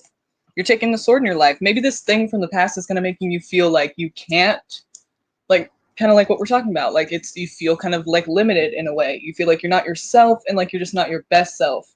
Like it's making you feel kind of like you're not,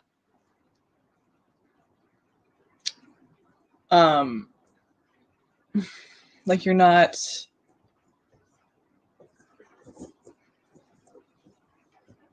I don't know the word I'm looking for. Like you're not able to do what you need to do. It's just limiting. And so you're going to be like saying, fuck that, you know, because you want stability. And right now that's, you know, you thinking about this past thing. You got to like, I feel like the decision you're going to make is to like stop worrying about it or stop like thinking about it or like cut it off or like just, you know, see yourself in a different way. So it's kind of like moving forward, you know, and it actually works for you. Yeah. Because why wouldn't it, you know? You're like kind of, it's kind of stopping you at this point, but it seems like you're taking the sword in your life. You're going, okay, no, my turn. And you're headed toward more stability and self-sufficiency, most importantly, you know. She's got her shit together. Yeah, she's a bit lonely, but look, she has her pentacle there. So she's able to take care of herself. She's not depending on anyone or relying on anyone for her own stability. And that's a beautiful thing, you know, it feels good. It could be a bit lonely at times because you know, when you're grinding and working really hard at whatever you're trying to, you know, achieve, sometimes you can kind of like lack a social life, you know what I mean? So it kind of gets lonely sometimes, but that's okay because she's not like, that's not what the point of the card is. The point of the card is I have my shit together, I depend on myself, and I'm happy with that, you know, it's a good thing. And this card here is talking about opportunity to take authority of your life. It's like your turn, you know what I mean? So I feel like it's not really talking about love for you. It's kind of talking about like you thinking, you kind of focusing your mind away from things like that. Maybe there's something from the past that you're trying to recreate, or like you want to be in love, obviously, because you want a relationship. You want love, you're saying. You know, when you say a relationship, you said, what's coming towards me in love, you know? So it's like you're wanting that, but it might not be the time, you know? And I feel like that's okay. Like that's okay for you, because maybe you just need to remember that you can do it on your own. And then that's even better for a relationship, whatever next relationship you get into, because then you don't need anyone, you know, you don't need anyone. You believe in yourself, you know your worth, you know what you're capable of. So the next time someone's interested in you, you can just already see like whether or not you want to go in that direction. It's not just like, oh shit, okay, somebody wants to date me, let's try it out. You know, you're kind of like, that might kind of ruin what I have going on in my own life right now. I don't really know. That doesn't really seem worth it. Or like, you know, you're kind of able to have more standards, or like not just like, not saying you're easy, just saying that you kind of like don't have to just go for it. You know what I mean? You can be like, yeah, I don't even know. Like, yeah, I want love, but I don't want it just with anyone. I kind of like what's going on in my own life right now. I kind of like being single, you know? So like, I'm good, you know? Or you can decide like, yeah, okay, well, I'm kind of good with being single right now, but if you want to really show me why you're worth it in my life, maybe if you keep working at it, maybe I'll see that you're worth it and we can get something going, you know? Like you might make them work for it or something. Like make it be like there's a reason that you should not say no, you know? like not just like, well, let's see where it goes, but like, okay, shit, I might miss an opportunity here. Maybe I should see what this person's about. But if it's not that, then maybe it's just kind of like not really the time. You know what I mean? I feel like this year you're going to be single. You know, I feel like it's really just about you this year. I feel like you really just need to focus on yourself and gaining I was going to say gaming yourself up, but, you know, building yourself up and gaining, you know, just like strength, I guess, you know, and seeing yourself in a way that is like, you don't need anyone. You don't need anything. You're good, you know? So the next time you get with someone, it's really like, okay, I want you. I don't need you. I want you in my life. So that's why we're doing this. Not because I need you, not because I'm relying on anything about you. I could take it or leave it, but I'm interested, you know? but it's not gonna like tear me down if we break up. It's like I don't, you know, okay, it didn't work out. I already got my shit going, you know. Fuck, that's just such a good like picture, seeing that, like someone just like, I'm good, you know, I'm not, no hard feelings, it's all good, you know, just didn't work out, you know, I'm good. You know, not like fuck you, I'm better, but just I'm good, like no hard feelings, literally I'm good, have a good life, you know, not feeling like you need anybody. Self-love.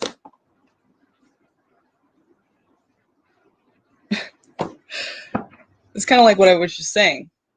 You're making a decision to be more in your head about things instead of like externalizing things, or instead of trying to find somebody to have all the answers for you or to make sense of your own life or your feelings. You know, like, why has it been worth all of this shit? You know, you are going to show me why I should be happy. No, it's about like you figuring yourself out. Why are you, you know, it's not about anybody else. It's about you. But you need to do some self-reflection, but you're going to have time to do that. So don't worry. And hopefully you take the time to do that instead of just like still trying to search for someone or something to fulfill you, because that's going to be a waste of time. You know what I mean? Because it's not, you're not going to find it. You know, anybody that's looking for that is not going to find it, because that's not where you find it, in other people and other things. You're closed off a little bit from people, but I feel like that's to provide yourself with the self-love you need. You know, it's a good thing. It's a good thing to be a little closed off from people. Not that you need to isolate. Don't isolate. You know, have friendships and socialize. But I mean, like, don't be dependent on people. Don't need people. Realize that this is your life and that you can make your own decisions for yourself. And you know what? You're going to have better relationships once you realize that. You know, because it's like you're bringing something to the table. It's not like you need someone. You know, you're bringing yourself. You have things to offer, and you're adding to other people's lives instead of needing them to add to yours and fulfill you. You know what I mean?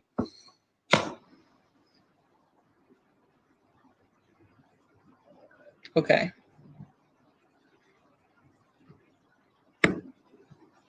Okay, Muskan, I will read you right now. I'll be right back. Okay, sit tight. I'll be right back.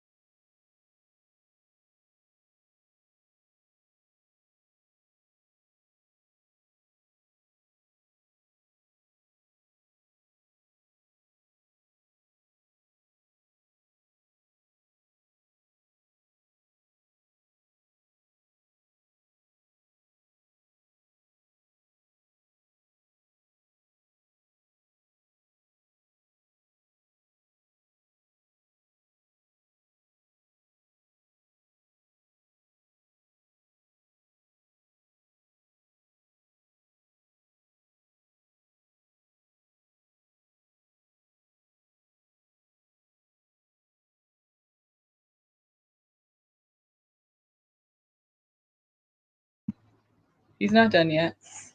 Told you.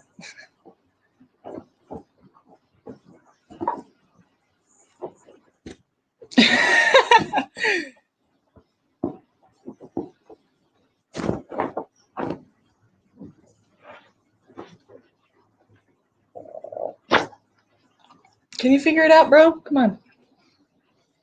Okay. All right. My goodness. Okay.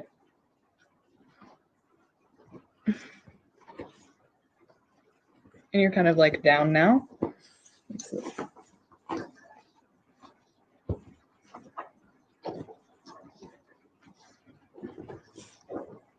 Hello.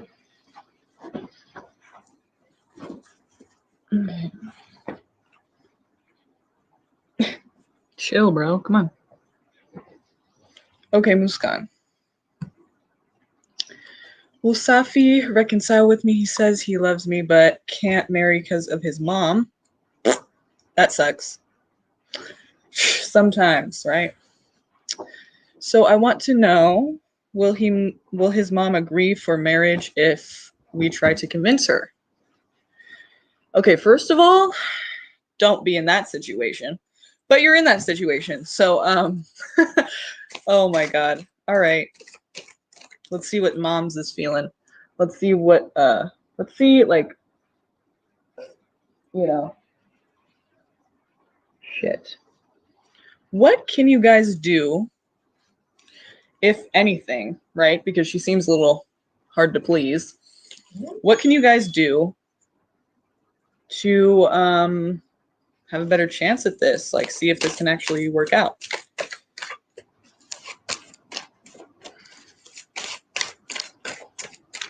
Let's see. Because I don't do yes or no, so I can't really answer like a yes or no.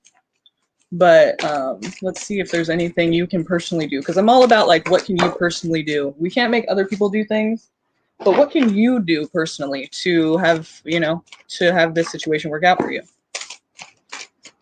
What actions can you take? Well, first of all, use your better judgment, which I think is a great fucking start. If it isn't obvious, this is kind of a fucking situation here that's a bit toxic, because why would mom fucking matter so much? You know what I mean? Like, ew. That's not, you're not going to be with his mom. So maybe it's really not.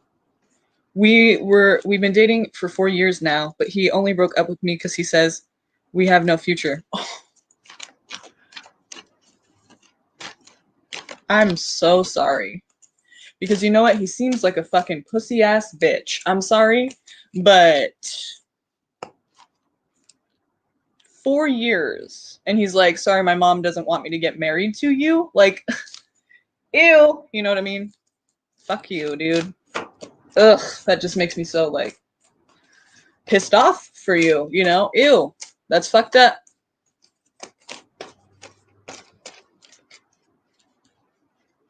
That's fucked up. That's like a person who can't really, okay, maybe you don't even want to be with that person anyway. Because it's like, he can't take responsibility for his own life, and that's never going to work out. I mean, it's just, you know, you're going to constantly have to be like, okay, is it okay with your mom? Ew. Sorry, but use your better judgment, first of all. You know, because you're being left out in the cold right now. Think about that. Think about what he's doing. Okay, why he's doing it. That is not cool. That's like, is he fucking 5? No, he's not. And you guys have been together 4 years. Maybe you should really reconsider if, yeah, you should. Yes. Yeah, he really should, you know? As my mom will not agree, he said, so I'm like, dude, and I'm so heartbroken. Yeah, I can imagine. You think he's making an excuse and he doesn't love me? Okay, let's see. What are his feelings for you? Because we all know, like, when we love someone, it's like, fuck what anyone else says. I can't even control it. It's like, I mean, maybe some people can because they're like practical or something, whatever. They're just doing the right thing, right? But when it's like comes to love, like you can't, there's nobody. But I don't know if you guys are like that, but to me, it's like nothing is going to stop me. Nothing. Not anything. Not anything is going to stop me. Like if I love you, like it's, you know, like that's what it is. Like I'm not going to be like, well, maybe I should, like, am I stupid? I don't know. I feel like when, you know, you're asking like does he says he loves me, but it's like, so yeah, if he says he loves you, then what the fuck, you know? I mean, okay, I don't know. Maybe that's just me. Maybe there are certain situations that can happen, but let's see what the cards say. Because I feel like that is fucked up. Like, what the fuck does he mean he loves you if he's gonna, you know what I mean? Like, ew. Like, I don't, you know, love is like you guys are on the same team. Like, you guys are like, what can stop you? Who can say anything else? Like, who can say something? Like, you know, who has anything to say when it comes, you guys have love. It's like, that's what matters. Fuck everybody else. And not like fuck everybody else, but I mean, like, you know, whoever's trying to say otherwise, it's like, you don't even matter. Like, you know what I mean? Like, it's not about you. It's about us. But, you know, there are situations. So let's see. Well, there's something to be gained from this. Let's see. Harmony, peace. Ooh.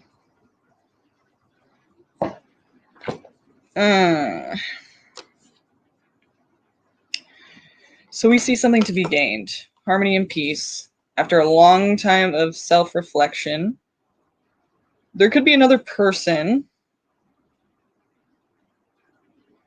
Or maybe it's you guys are coming together and realizing mutually that you're not committed to this. Somebody's not committed to it. It seems like you guys kind of get over it after a while. Like this whole thing here, it's talking about either there's a third fucking person involved, or it's talking about you guys coming together and deciding mutually that this is kind of like, I'm not in, yeah, it's not going to work, you know? But I feel like you're going to see that over time anyway, since he's being such a pussy-ass bitch. It's like you're going to see that it's obvious that you shouldn't be with this person if he's going to be like that. But, let's look on I'm just kind of like getting pissed off for you now. So let me just see what his feelings are, why he is doing this, and what's the real reason, if, you know, in his view of things, why is this happening? Why does he feel like you guys shouldn't be together?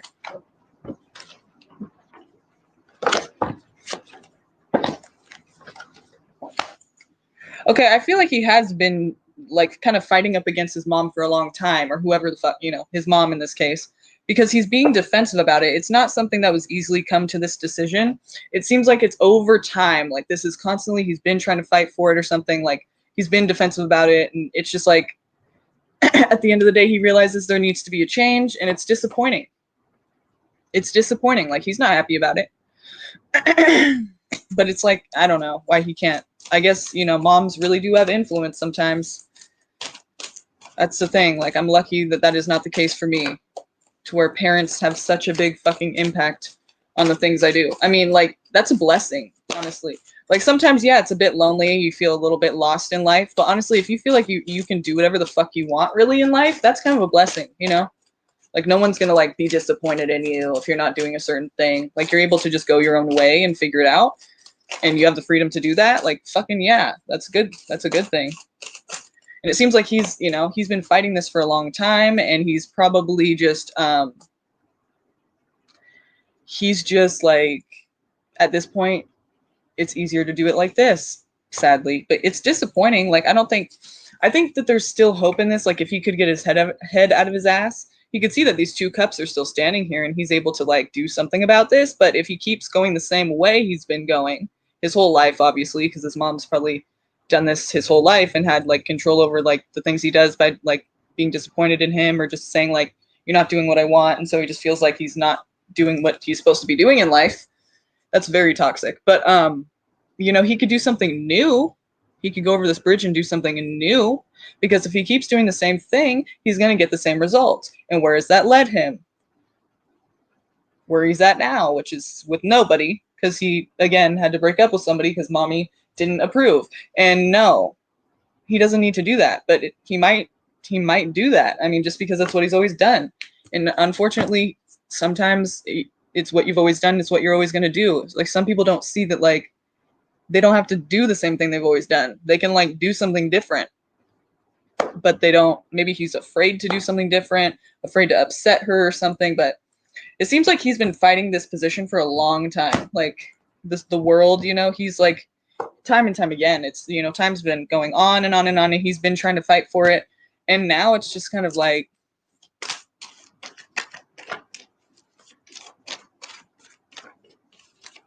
well, from this point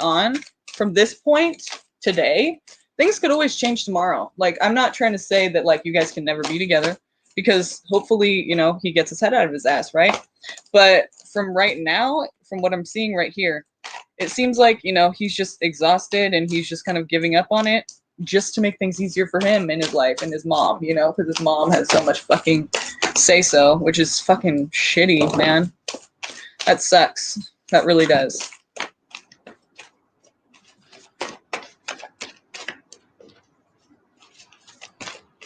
And that sucks that really, like, you know, that matters. But wow.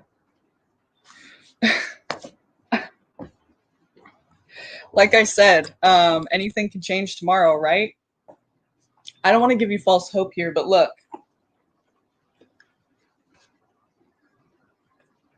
Look, well, actually, I'll show you this first.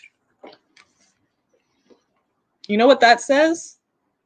You're like, should I give up on it and move on? Well, at first I was thinking like, okay, this means that don't worry, you're going to find love. There's going to be a lover that comes along and you're going to have, it's going to be a good thing. But then I remembered the whole situation we're talking about. And it's like, I feel like it's talking about him. I don't want to give you false hope, okay? Do what you're going to do regardless of whatever the cards say, whatever I say. And I trust that you will anyway. Like, if you even feel like, oh, the cards are telling you to give up, like, you're not. You might, but I mean, I doubt you're going to just give up. Like, you know, like, you're still going to do what you're going to do. But here's the thing. It seems like, you know, there's a lover here that comes in and there's good luck. You know, there's something good that happens. And what we're talking about here is like someone who cannot. This is a person who like wants to move forward, but they can't. So I feel like it's talking about him wanting to this foot forward, trying to like have new experiences and have a new life and enjoy life and just kind of like move forward and experience things and just not be held back. And this foot is set firmly in the past, along with this sword here. Very defensive, very, you know, it's personal. Like, you just don't get it. Like, this is just how I feel, you know, it's just, and so it's keeping him stuck in the past. And then he's weighing his options here. So to put it, you know, to summarize, it's, to me, I feel like he's going to see that he wants to, you know, he can't let it go, and maybe he's going to take, but here's the thing, it's not even saying like he's going to take action necessarily, it's saying he's realizing he can't let it go and he's weighing his options. So we still see him kind of juggling between what should I do, but I mean, it's saying though, good luck in love. So I mean, I feel like it's gonna work out. I don't know, I don't want to say that because I know like this is a shitty situation and I don't want you to like wait around for somebody who might not come around, because we don't see necessarily him coming around. What we see is him going, fuck, I can't get this off my mind. What should I do? Weighing my options. What should I do?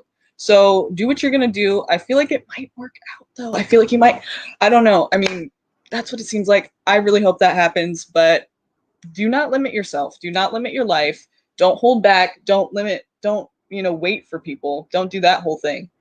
Do you live your life? You know what I mean? If he comes back around, he comes back around, and then you can decide at that time if that's what you want to do. Or if you're like, dude, that was bullshit. Like, what do I look like? Like, your mom said we should break up and you broke up with me? Like, I'm good. You know what I mean? You can totally decide to do that.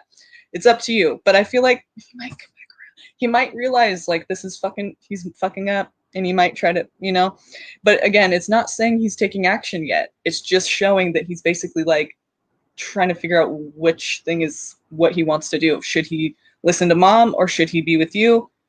He's weighing his options, like which one is going to take it. You know what I mean? So it's kind of like, but he's not just so like decided on this. Like I said, you know, it's disappointing and it's sad and it sucks like for him too. So, oh my God, I just had a really bad thought in my head.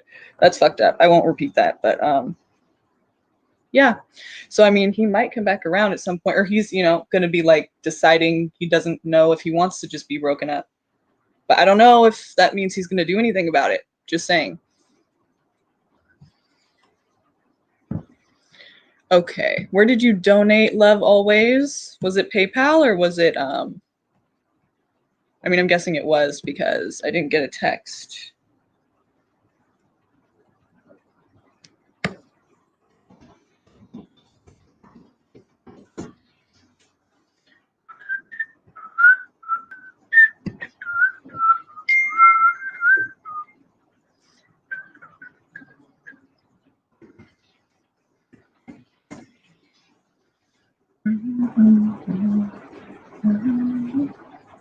Okay.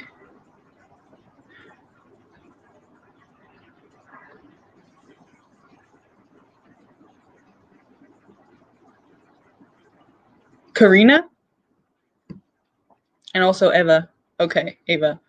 Or Eva. Eva. Eva, Eva, Eva. I got both of you guys. So I know we kind of got carried away with that one, Muskan, but thank you. And you're welcome. And good luck to your life. Let it be something that you want it to be instead of something that you that someone else wants it to be. Okay, yeah, I got both you guys.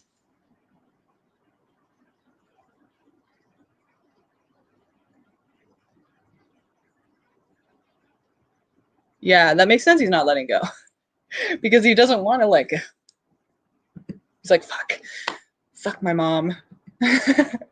But it's so weird to me that she would have such an influence like that. Like when it comes to love, you know what I mean? Like no one can fucking stand in my way. Shit. Maybe that's just me, but nope, not happening. Maybe men have the ability to be more practical about things. Like maybe it's just not a good decision though. It's like, fuck all that. You know what I mean? Fuck good decisions. I'm just kidding. Okay, like this is what I feel. What I feel is right. No, I'm kidding. Sometimes what you feel isn't right.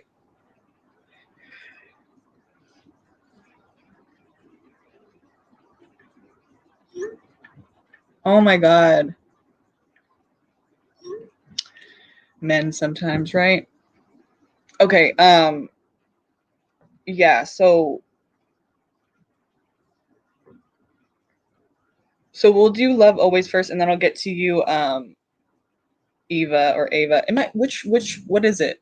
Eva, Ava, or Eva? And where can you guys post again? Because I don't see your question. Hi, Iceman.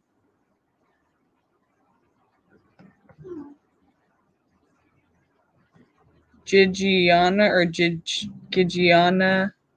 Gigiana? Gigiana? Gigiana? I don't. Hi.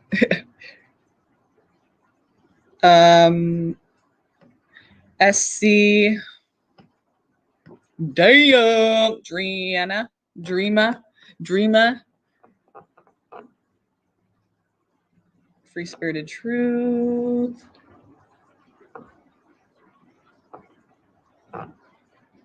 Cat 111. Anonymous. Where did Anonymous go? Allie. Okay,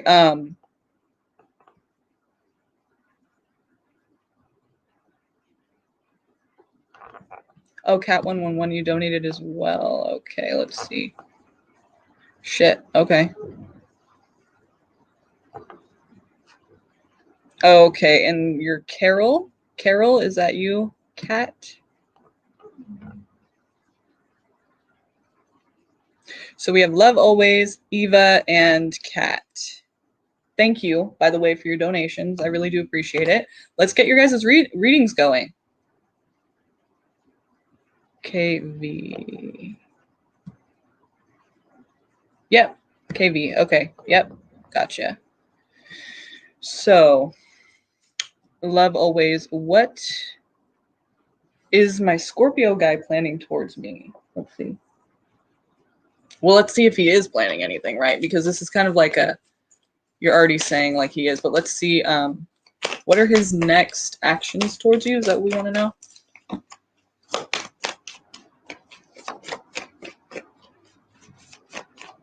Scorpio guy planning towards me.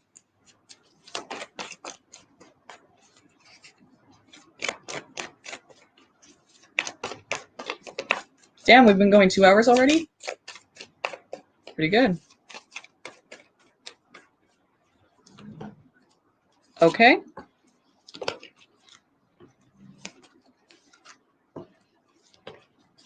Has he been distancing himself? Has he been selfish lately? Has he been like kind of, there's been a toxicity within your guys' relationship, or there's been kind of like a, you feel like he's doing what he wants to do, and like, but in a way that's like not even considering you. Like it's kind of like he's just like it's kind of toxic. I mean, it's kind of selfish.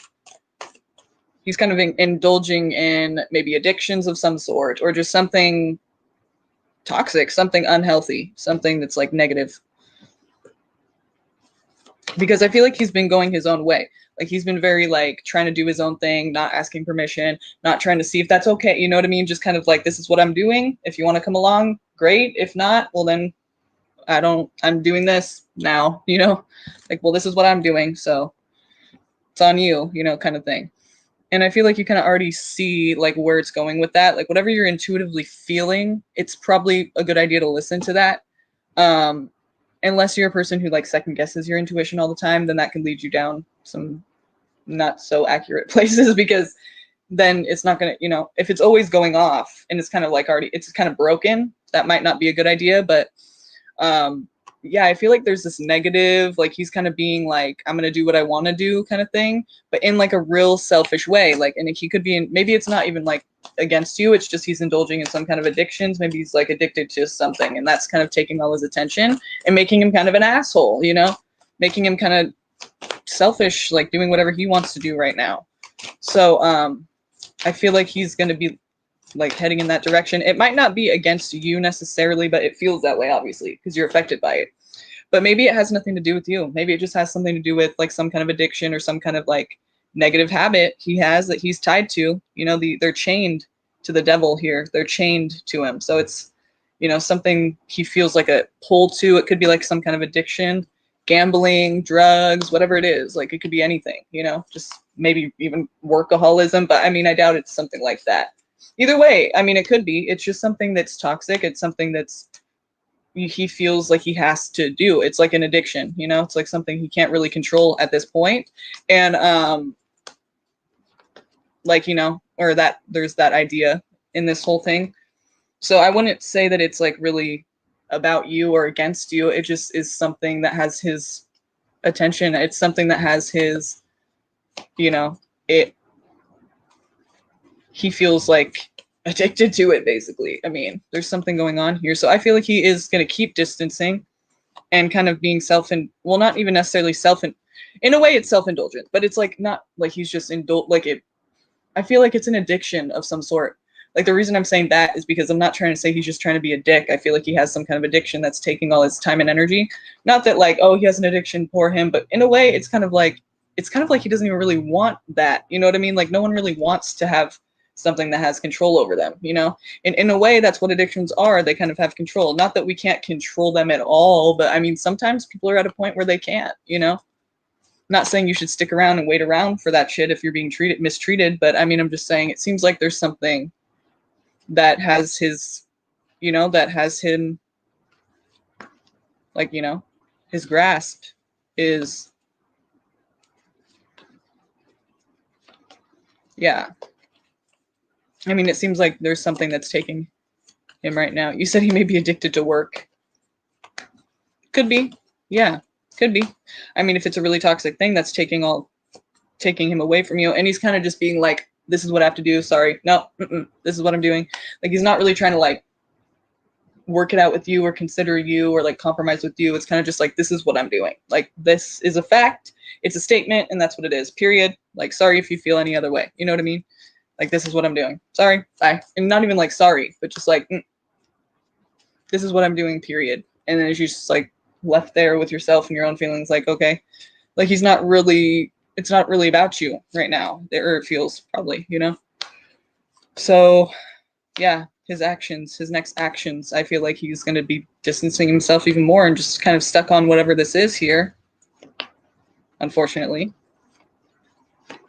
he's addicted to something, or something's taking all of his time and energy. Hi, Tawny. Something's taking all of his time and energy right now. And you feel dissed. And that's going to continue from what I can see. Maybe you got a little more clarity on like why that's happening right now. I wouldn't say it's like, you know, like you did something, or like he's trying to like do it against you. It just seems like, to me, it seems like an addiction of some sort, you know? Something that's just like, he's, I don't want to say like at the mercy of, like he can't control it, but right now it might be at that point, you know, where he's kind of addicted to it, and it's something that's hard to control.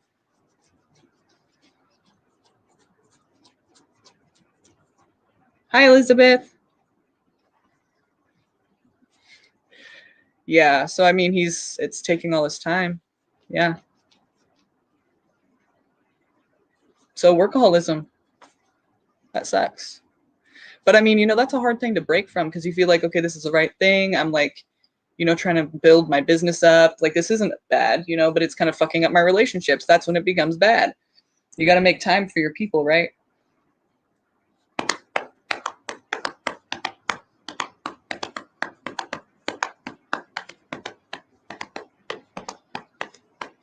Okay, do we have,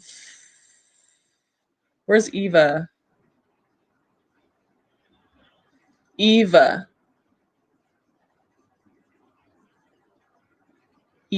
there you go. Did you post your question? I don't think you did, but let me see.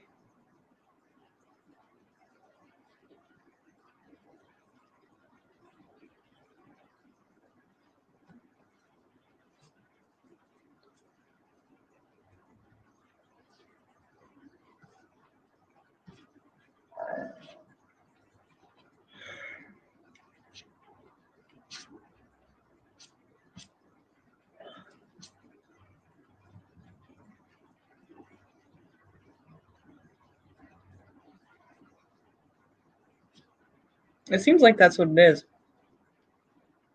I mean, that would make sense. That's what he's been focused on, you know?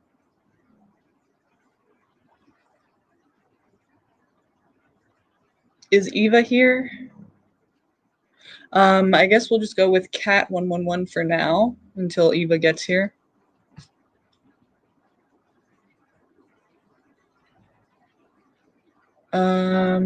Yeah.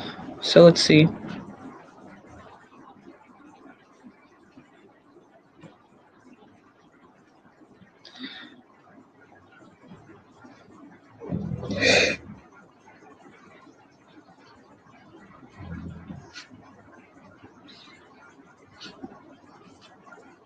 I don't think you posted either.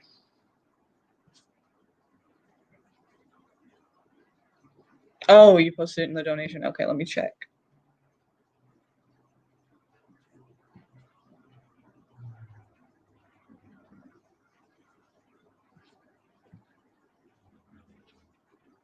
What do you see coming in love in the next 3 months? Is that your question?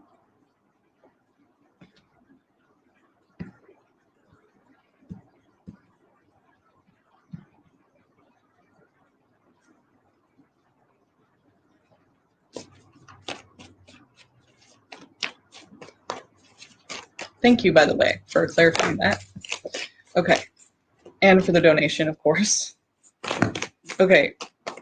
Whoever's here right now, can you go ahead and like this video, please? That would help me out a lot. I'd really appreciate that.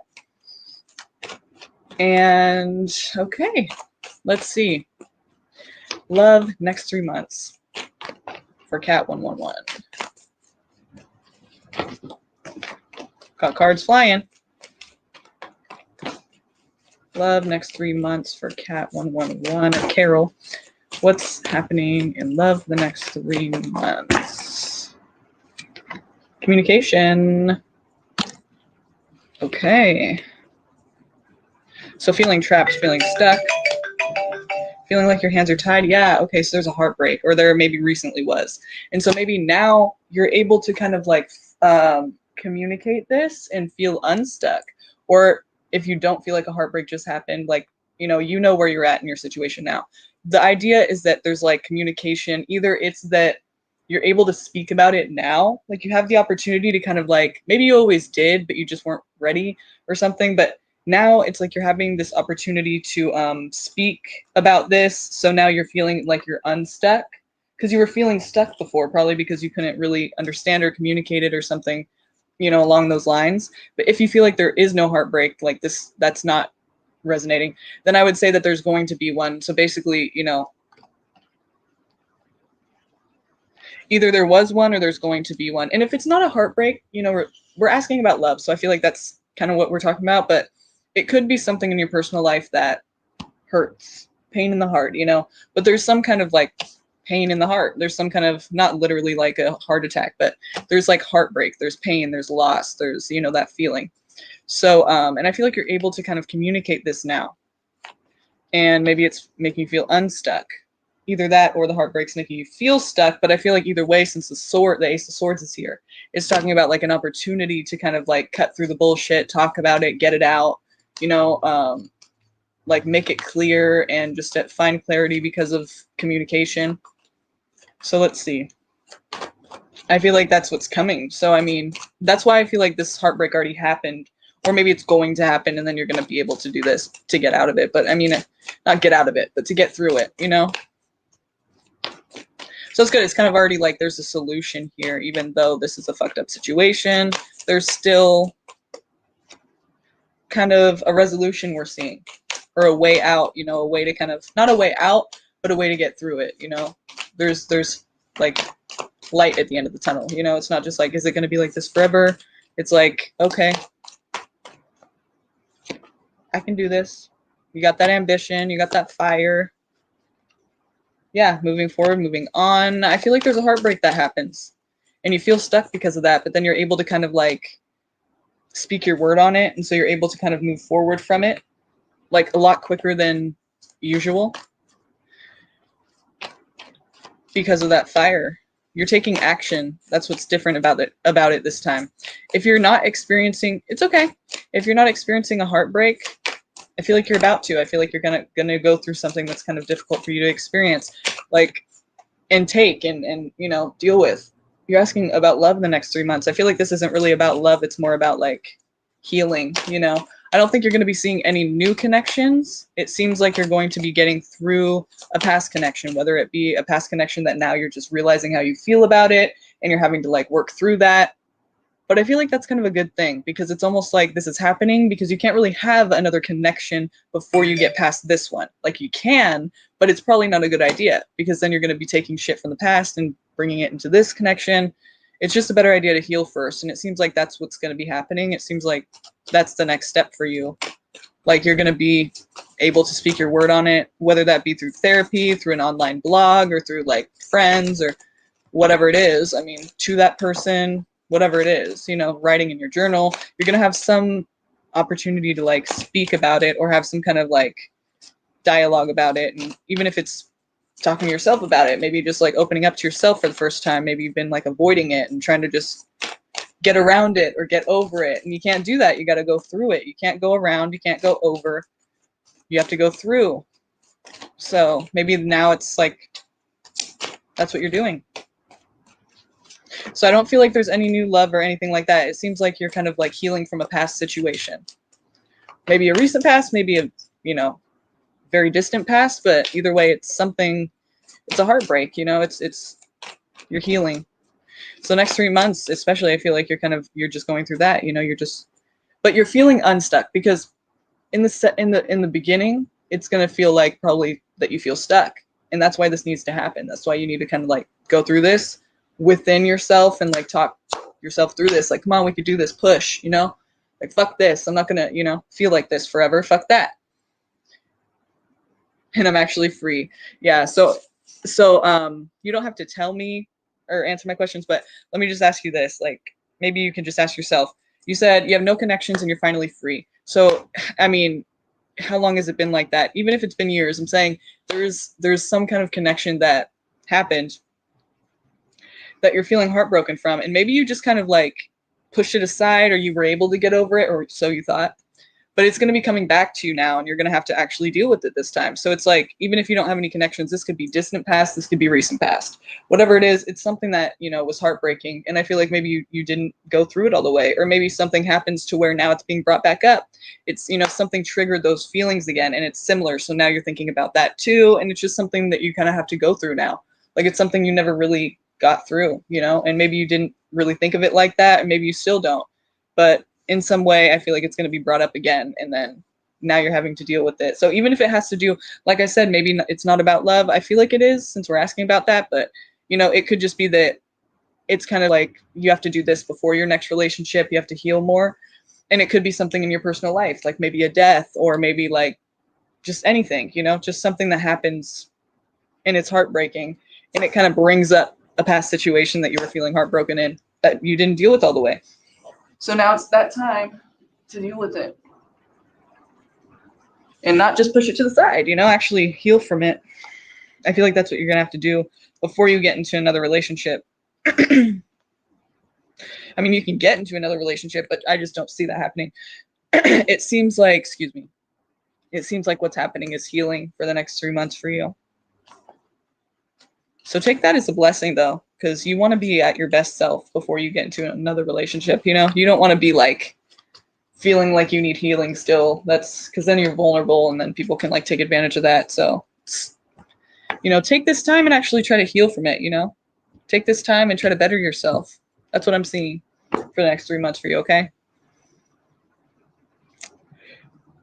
Okay, Eva, or yeah, Eva, like Eva again, but Eva, yeah, Eva. Go ahead and post your question. We'll see what's going on with you.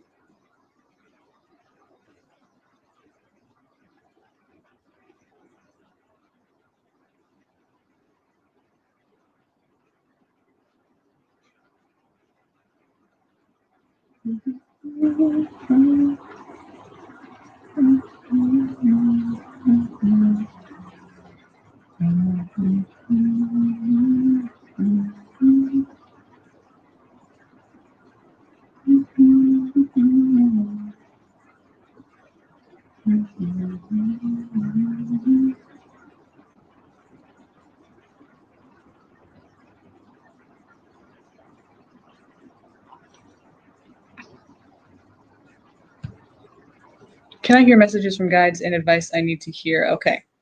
So for that, I want to give you one of the cards here. I want to give you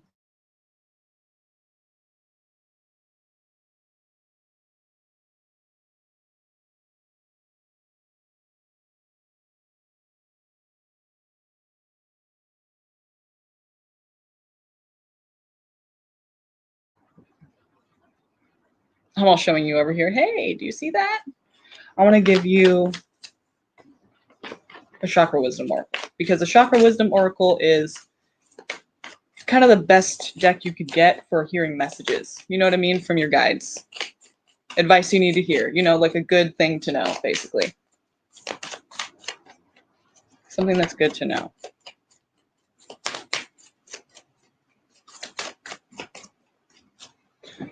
Okay, let's see.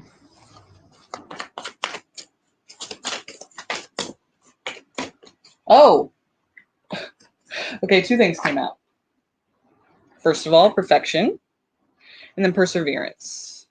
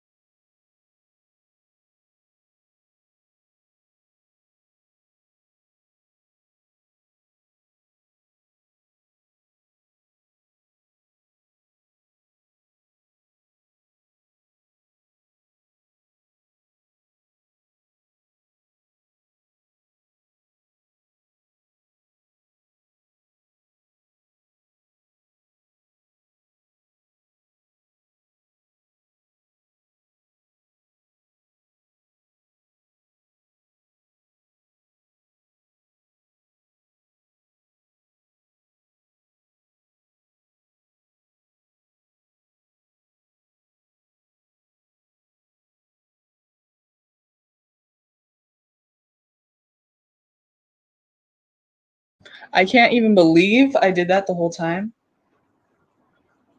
without fucking unmuting it, so I'll do it again. That is fucking funny.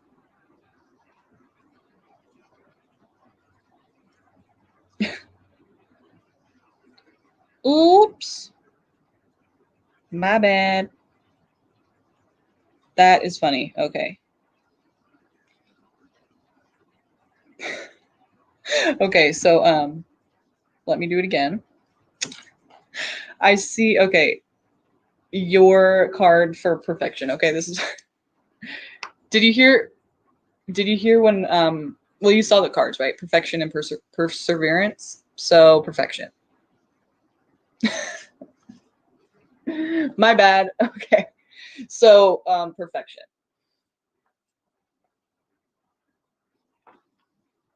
Righteous raspberry.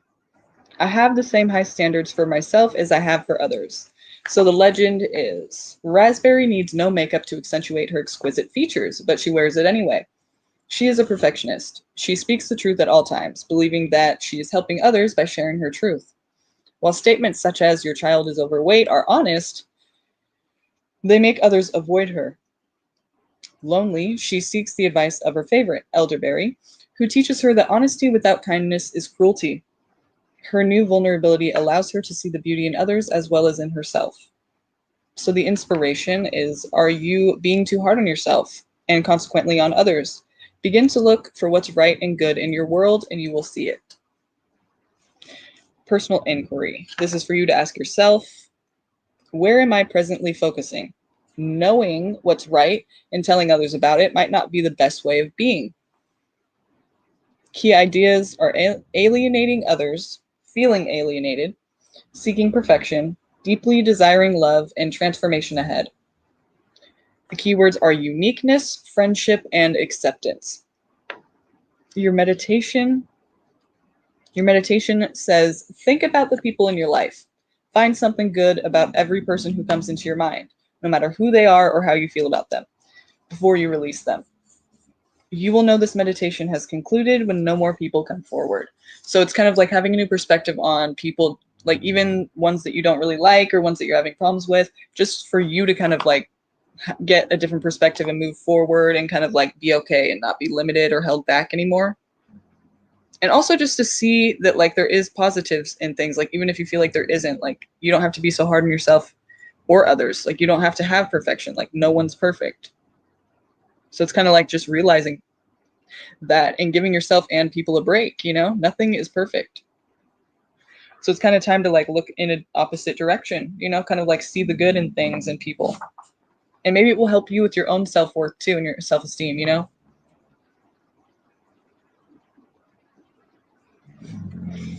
No, I think the reason is just because I fucked up, you know, for a second. So let's look at perseverance now.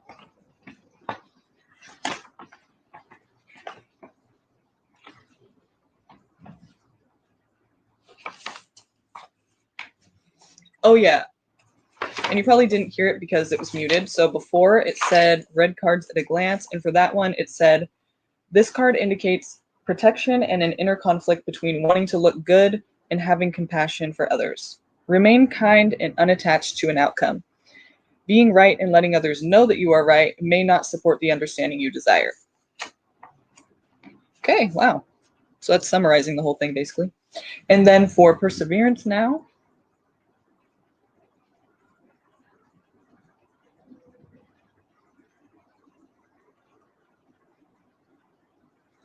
Okay, it's saying perseverance at a glance, carrot-colored cloak. This card refers to movement and true feelings. Focus on that which supports you. You may have a heightened emotional state, and this card can inspire or discourage. You are being offered a way of getting something back on track. Cool. So let's see.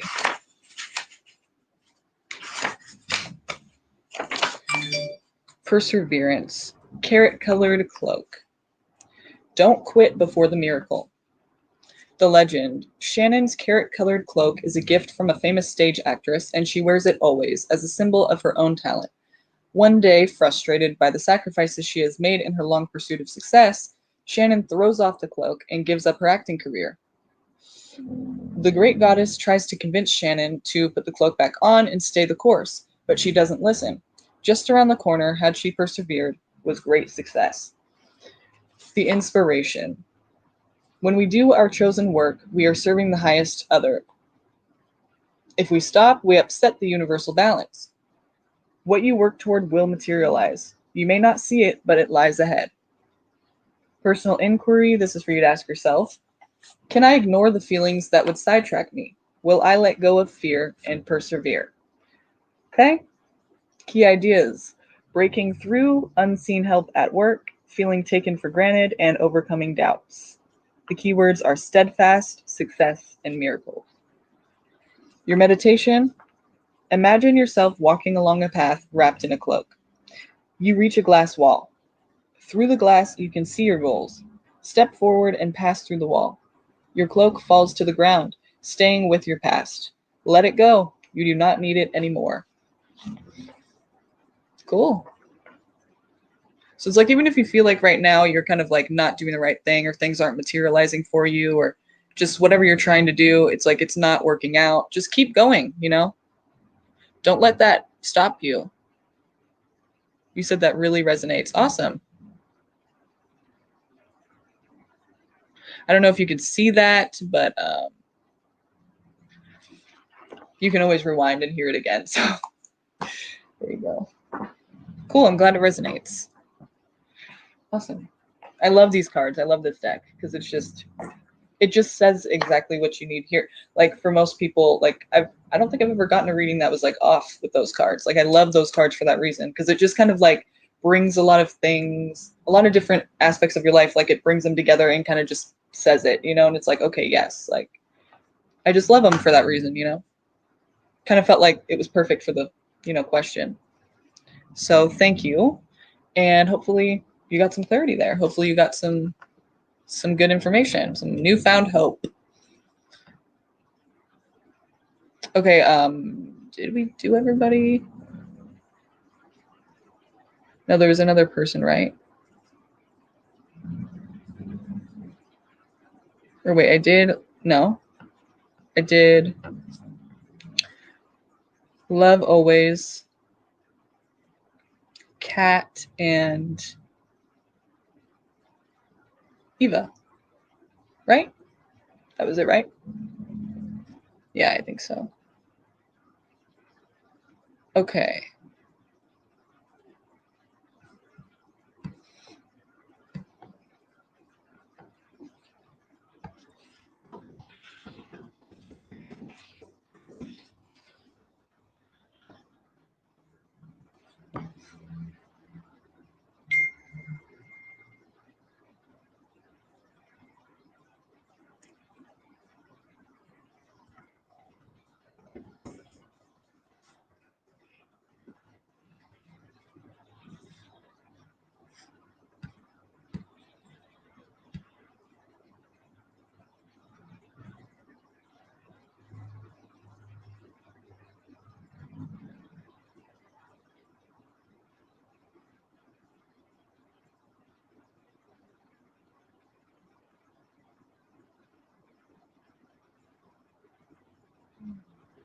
Okay.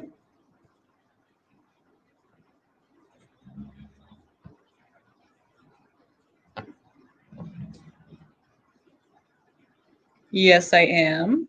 Go ahead and post your question, Pearl.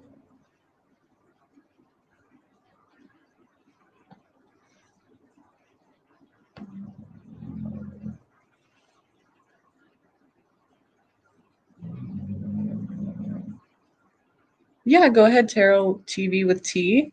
Do you have your own channel about tarot? If so, you guys should check that person out. Tarot TV with T. Seems like they have their own channel, so you guys should check that out. Why not? Go check them out. Spread the love, spread the support, spread the love. Go subscribe to their channel. And subscribe to mine too if you haven't already. But yeah, go check them out. I'm definitely going to right after this. Actually, right now. Actually,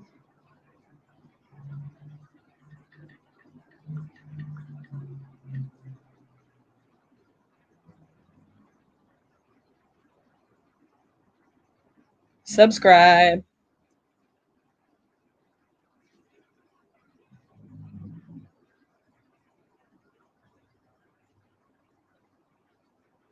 I'm subscribed. What are you gonna do?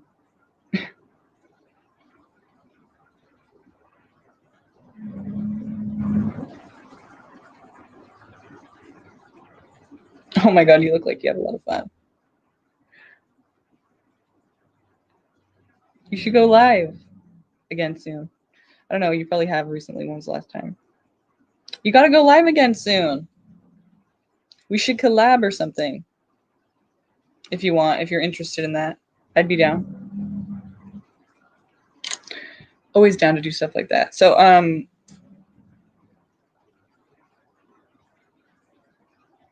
you got skipped. No, where have you been? I haven't seen you in a while, Allie. Okay, do you see H and I reconciling in the near future if I reach out? Stick around, Allie, and I'll get your question. I don't remember, you have to post again, but I will get to you, so don't worry about that. It'll be tarot after this one, and then Allie. Do you see H and I reconciling in the near future if I reach out to him and message him? Let's see. What's going on with you guys? You and H. H and Pearl. What's the outcome here? Are they going to reconcile anytime soon? What's going on with that? Or should we ask if you reach out, what will happen? Or if you don't? Let's see what's going to happen. Well, let's see if you reach out, what happens. But we kind of got two questions here. It's not really like, because if you reach out, something could happen, and it's not necessarily saying you'll reconcile because of that. But then if we ask what will happen, like, will you guys reconcile? It's not necessarily saying that's because you texted them, you know? So which direction do we want to focus on? Let's see if you reach out. What will happen? Because I don't do yes or no's, so we're not going to be able to say, like, will it work out if you do or not? But, like, what's going to happen? You know, what's going to be the, you know, what's going to happen that for, like, what's going to be the reaction?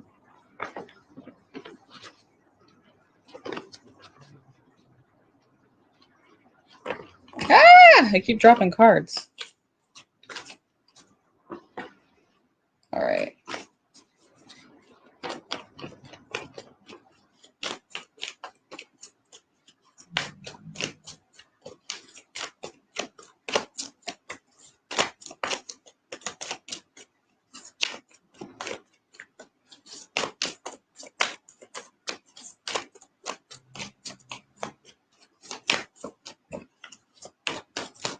Okay, we see somebody in their head about things. Self-reflection.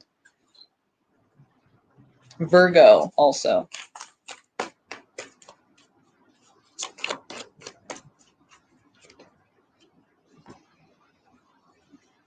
You kind of already know what's going to happen, I feel like. Like, whatever you think is going to happen, like, whatever you just feel like you already know, probably right, because it's showing the High Priestess, and she is intuitively knowing. So I would say whatever you feel like is going to happen is probably what's going to happen. But you're undecided as well. Like, it could be either way. I feel like you've been very in your head about this for a long time. And you kind of already see which way it's going to go. But what is the juggling here? What is the juggling? Maybe you're juggling even sending the text message because you're like, it could go one way or the other, but you kind of already know which way it's going to go, and you feel like that's not going to be a favorable, or that's not going to lead you to what you want. Yeah. Yeah.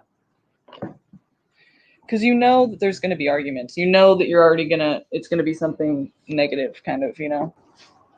And you want to move towards a more caring and considerate energy rather than, like, you still care, but I would say that this is not a good time. You kind of already know that too, but you just want it to be different, I feel like, you know. It's like, because this is not really good. You know what I mean? There's nothing good about that. I feel like there's maybe more than one person that would be arguing here. It wouldn't just be you and them. It's kind of like a big argument. It's kind of like a big, like, tension. Or it's like a big it's a tense, you know, it's a touchy thing. It's like you can't just kind of walk into it. You kind of have to be prepared for war, you know, or battle, whatever. Yeah, there's a lot of drama in this, you know. You kind of already know that. You can already see that. I mean, that's obviously, you know that. It's obvious, but yeah. Okay, I feel like someone was fucked over here, so that's, you know, probably why. Someone was betrayed or ghosted or cut off or something, or maybe all three. But yeah, it kind of just seems like that's why it would be, that's why there's this. And I feel like you already know like what's gonna happen. Like you already feel like you know how that would go, and it wouldn't go well. And I hate to leave you with that, you know, but I don't think it's a good idea right now. But let's see what's in the future, what's within the rest of this year, what is the energy between you two as we see, or as we you know, as we I don't know, as we move toward the rest of the year, or as we experience the rest of the year, whatever. What do we see happening between you guys? Is there an energy shift? Is there improvements? Is there worsening of the situation? What happens, like what is there between you guys throughout the rest of the year?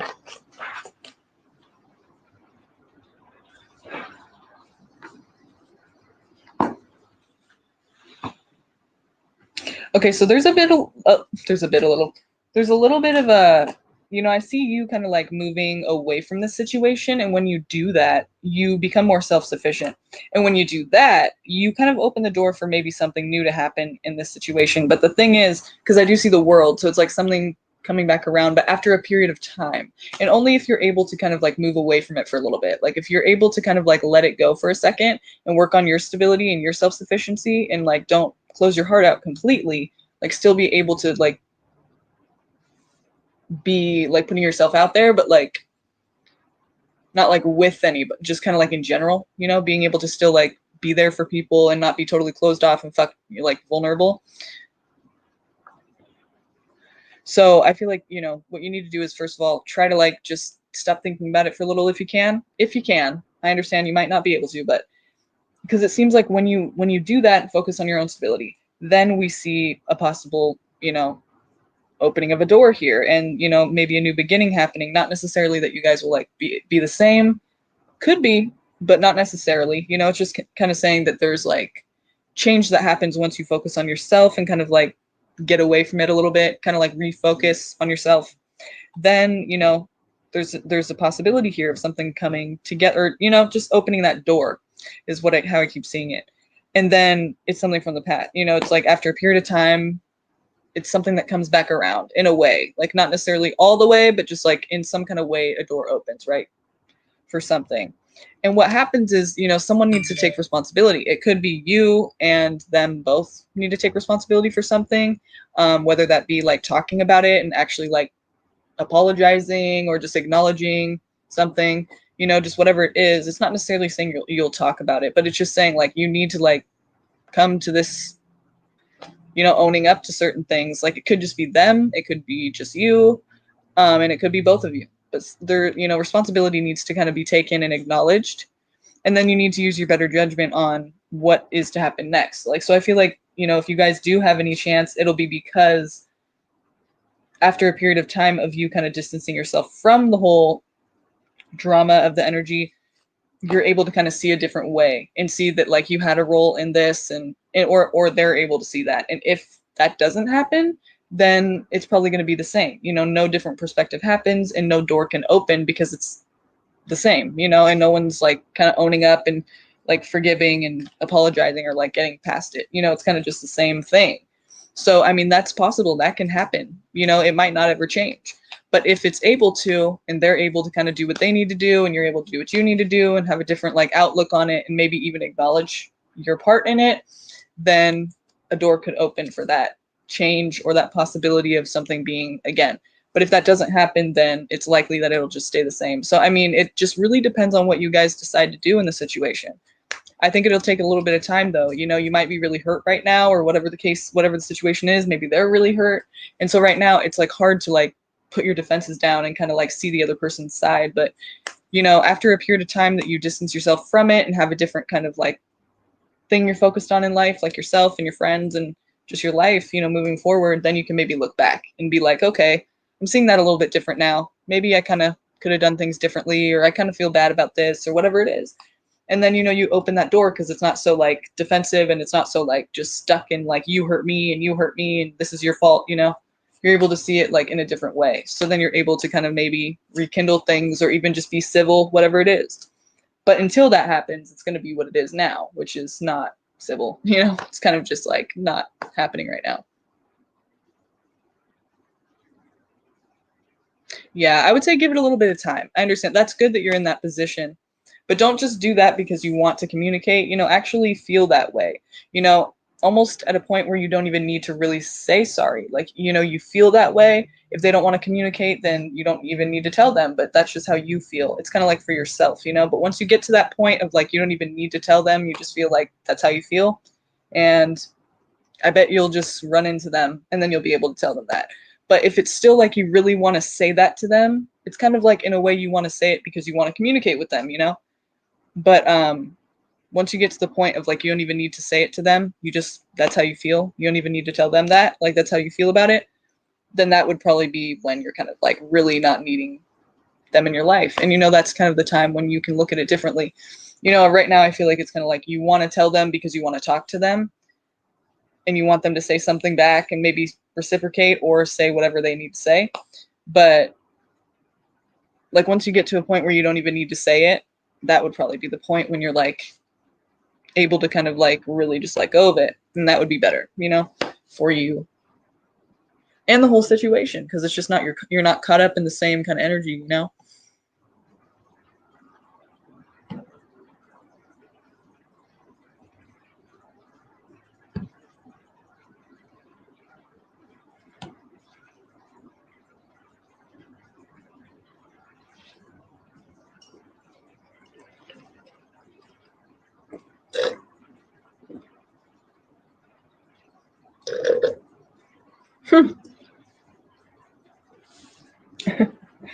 That's funny.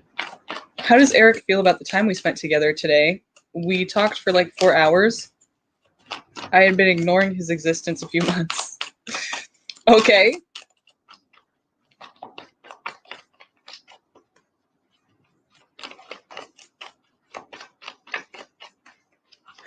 Okay,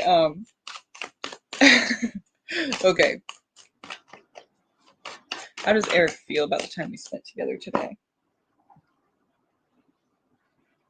It seems like it was kind of impulsive and like, I don't know if that means you're going to regret it, or it seems like it was after a long time coming. They'd been waiting for it to happen. You guys came together. It was good. Okay. And they feel like more motivated now, more energized. They feel kind of like they can take actions that maybe they couldn't take before. Like they feel motivated to take actions and for their own life. Like even if it's like they feel, yeah, you know, even if it seems like they've been waiting for that kind of to happen. And it seems like it went well. I mean, to what the cards are saying, it seems like it went well.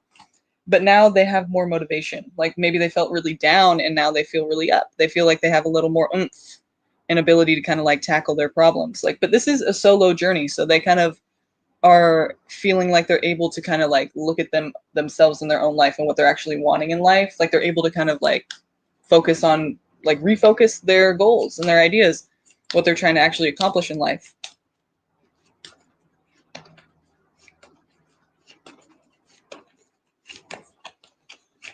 So it seems like they were kind of down on themselves for a while, and now they kind of feel like that motivation again. So that's good. What do they feel about the time you spent together, though?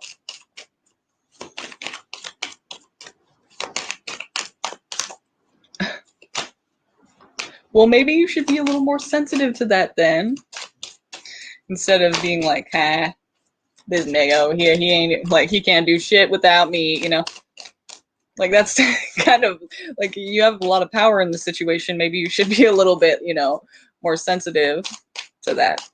I don't know. Maybe you are. Maybe you're just saying that, but just saying. Okay. He's going to be gaining something from this. Good. He's going in a good direction. He still cares, you know, obviously. Wow. You might get back together. Either that or he's finding some kind of happiness here, because the 10 of Cups, wow, yeah. He's gained something from this experience, and I feel like he's still a caring person. He has a lot of sensitivity, and very quickly we see him achieving a lot of happiness. So whether that is with you or not, you know, I kind of see it being with you, because it seems like he's waiting around for something to kind of like, or for some enlightenment, you know, some information, a green light, like for something to say like, this is a good idea, keep going for this. Like kind of like an okay in a certain direction. Like he needs kind of like that. He needs kind of like some enlightenment. Like he needs to understand like he's doing a good thing, or like what direction he's going. He needs some like motivation basically. But it seems like that's what you've been giving him. Like that's what he's gotten today from your guys's, from whatever, or yesterday or today that you guys hung out and everything. It seems like he kind of has his focus back. Like he's like, okay, this is what I need to do. Like you said, he doesn't work unless you're in his life. And yeah, it kind of seems like he feels like he can focus on his whatever he's doing again. So he definitely has gained something from this experience, you know. And very quickly things are going to start to turn around for him in a good way, you know. Happiness. This is like, you can't, I mean, this is happiness, complete happiness. Things just are going well in like every aspect of life. I mean, things are just really good and happy. So that's good. I'm glad that you could do that for him. It seems like he's like feeling himself again, you know, with you in his life.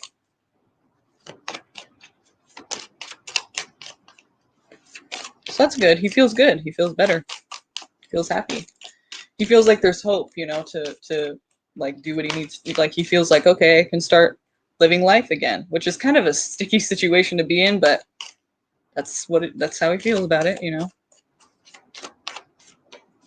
So that's good. I mean, really, for the most part, that's good. Cares a lot, you know. He's sensitive. Like cares a lot. That's what I keep seeing, you know. King of Cups, Queen of Cups, very caring, nurturing, very like protective, you know, very, very caring. Yeah, that's how he feels. Okay, Allie. Allie, you said, I know that he has cheated on me, but I want to know if he wants to be with me and work things out, or is this other younger woman on his mind and heart? Okay. Let's see. What deck should I use for this? I guess this one. So what are we asking here?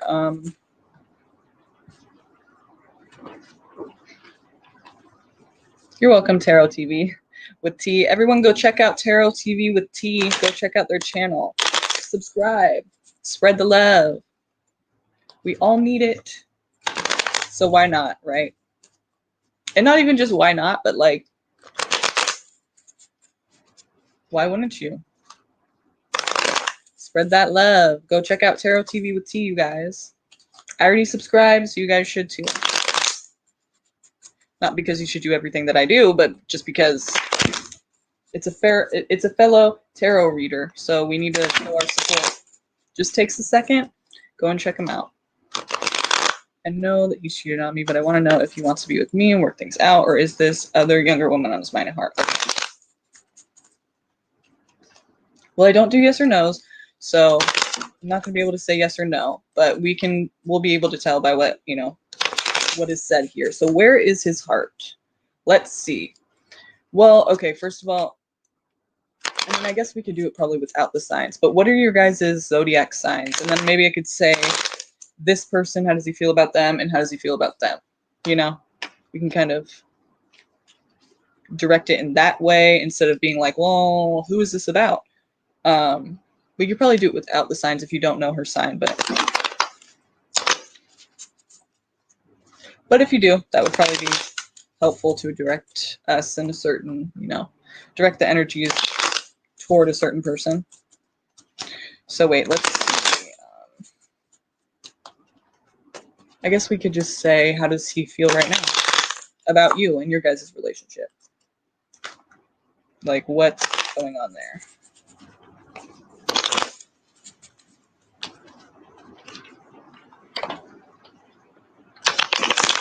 What is this person feeling? What is he feeling about the relationship with Allie? I'm Gemini, he's Aquarius, other woman is Scorpio. Okay. So let's see.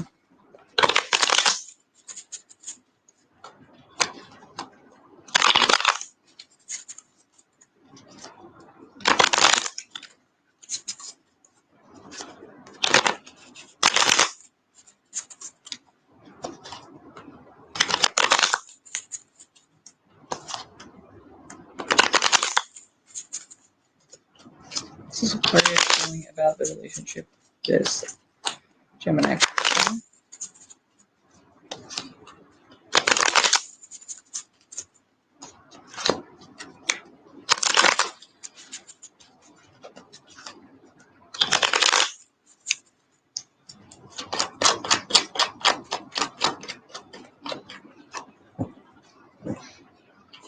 Okay.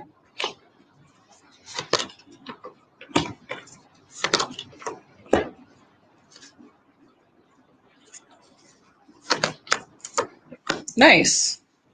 Okay. It seems like with you, they actually feel like they're trying to build something back up. Like they're trying to build on this. And you see the Wheel of Fortune with it too. So that's good. It's like this is a good move. This is the direction they're going.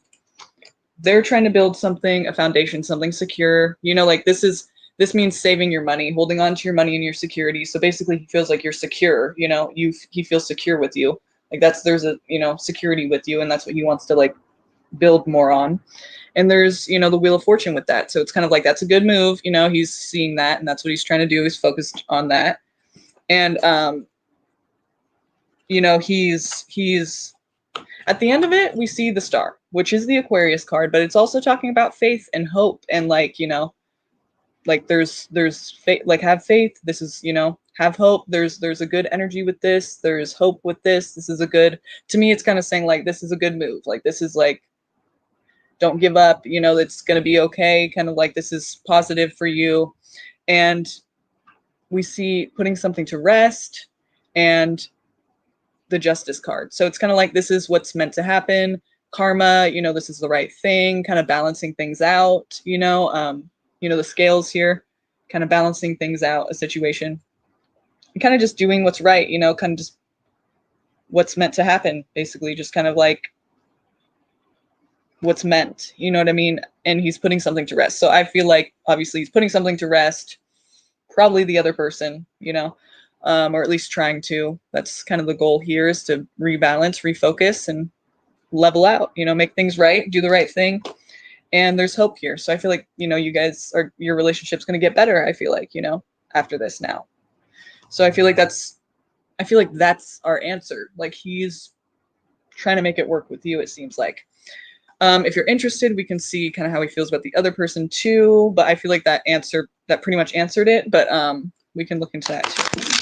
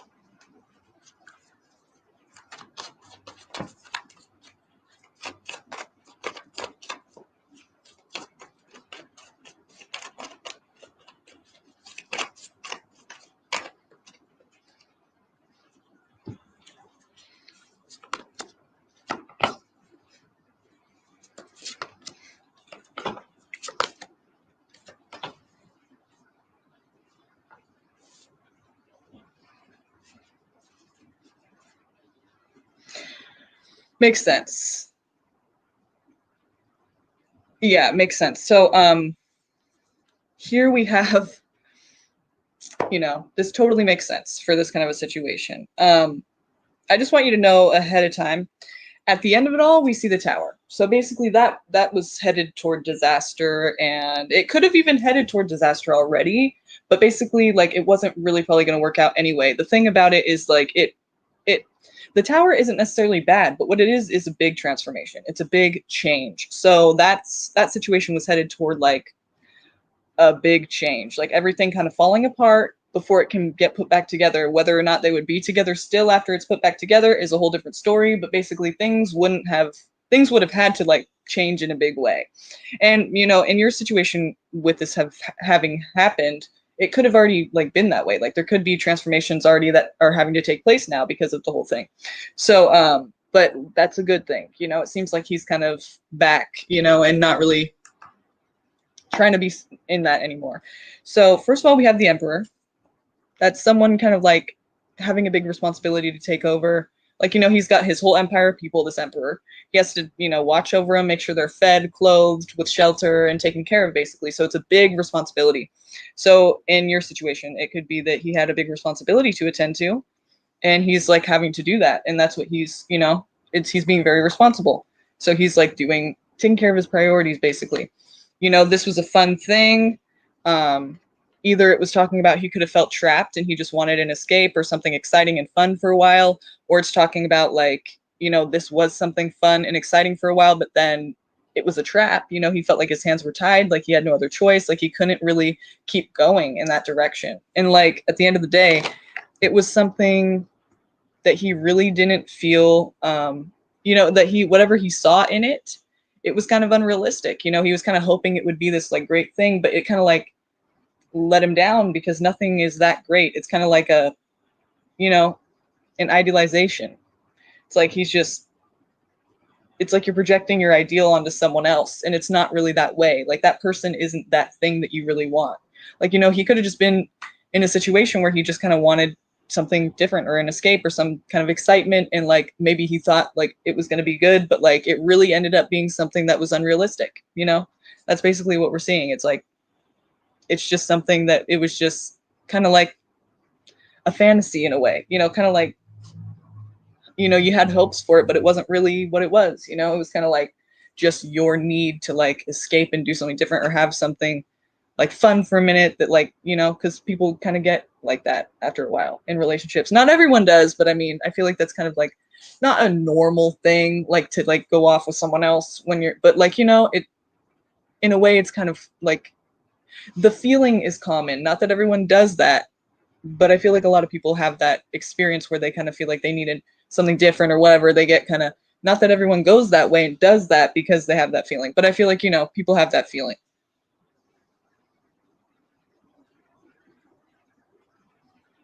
Right. So it's like you just kind of like wanted, to feel something exciting again, just that's the best way I could put it. You know what I mean? Like it's just, but that's all it was really. You know what I mean? It wasn't realistic. It wasn't something that could have really been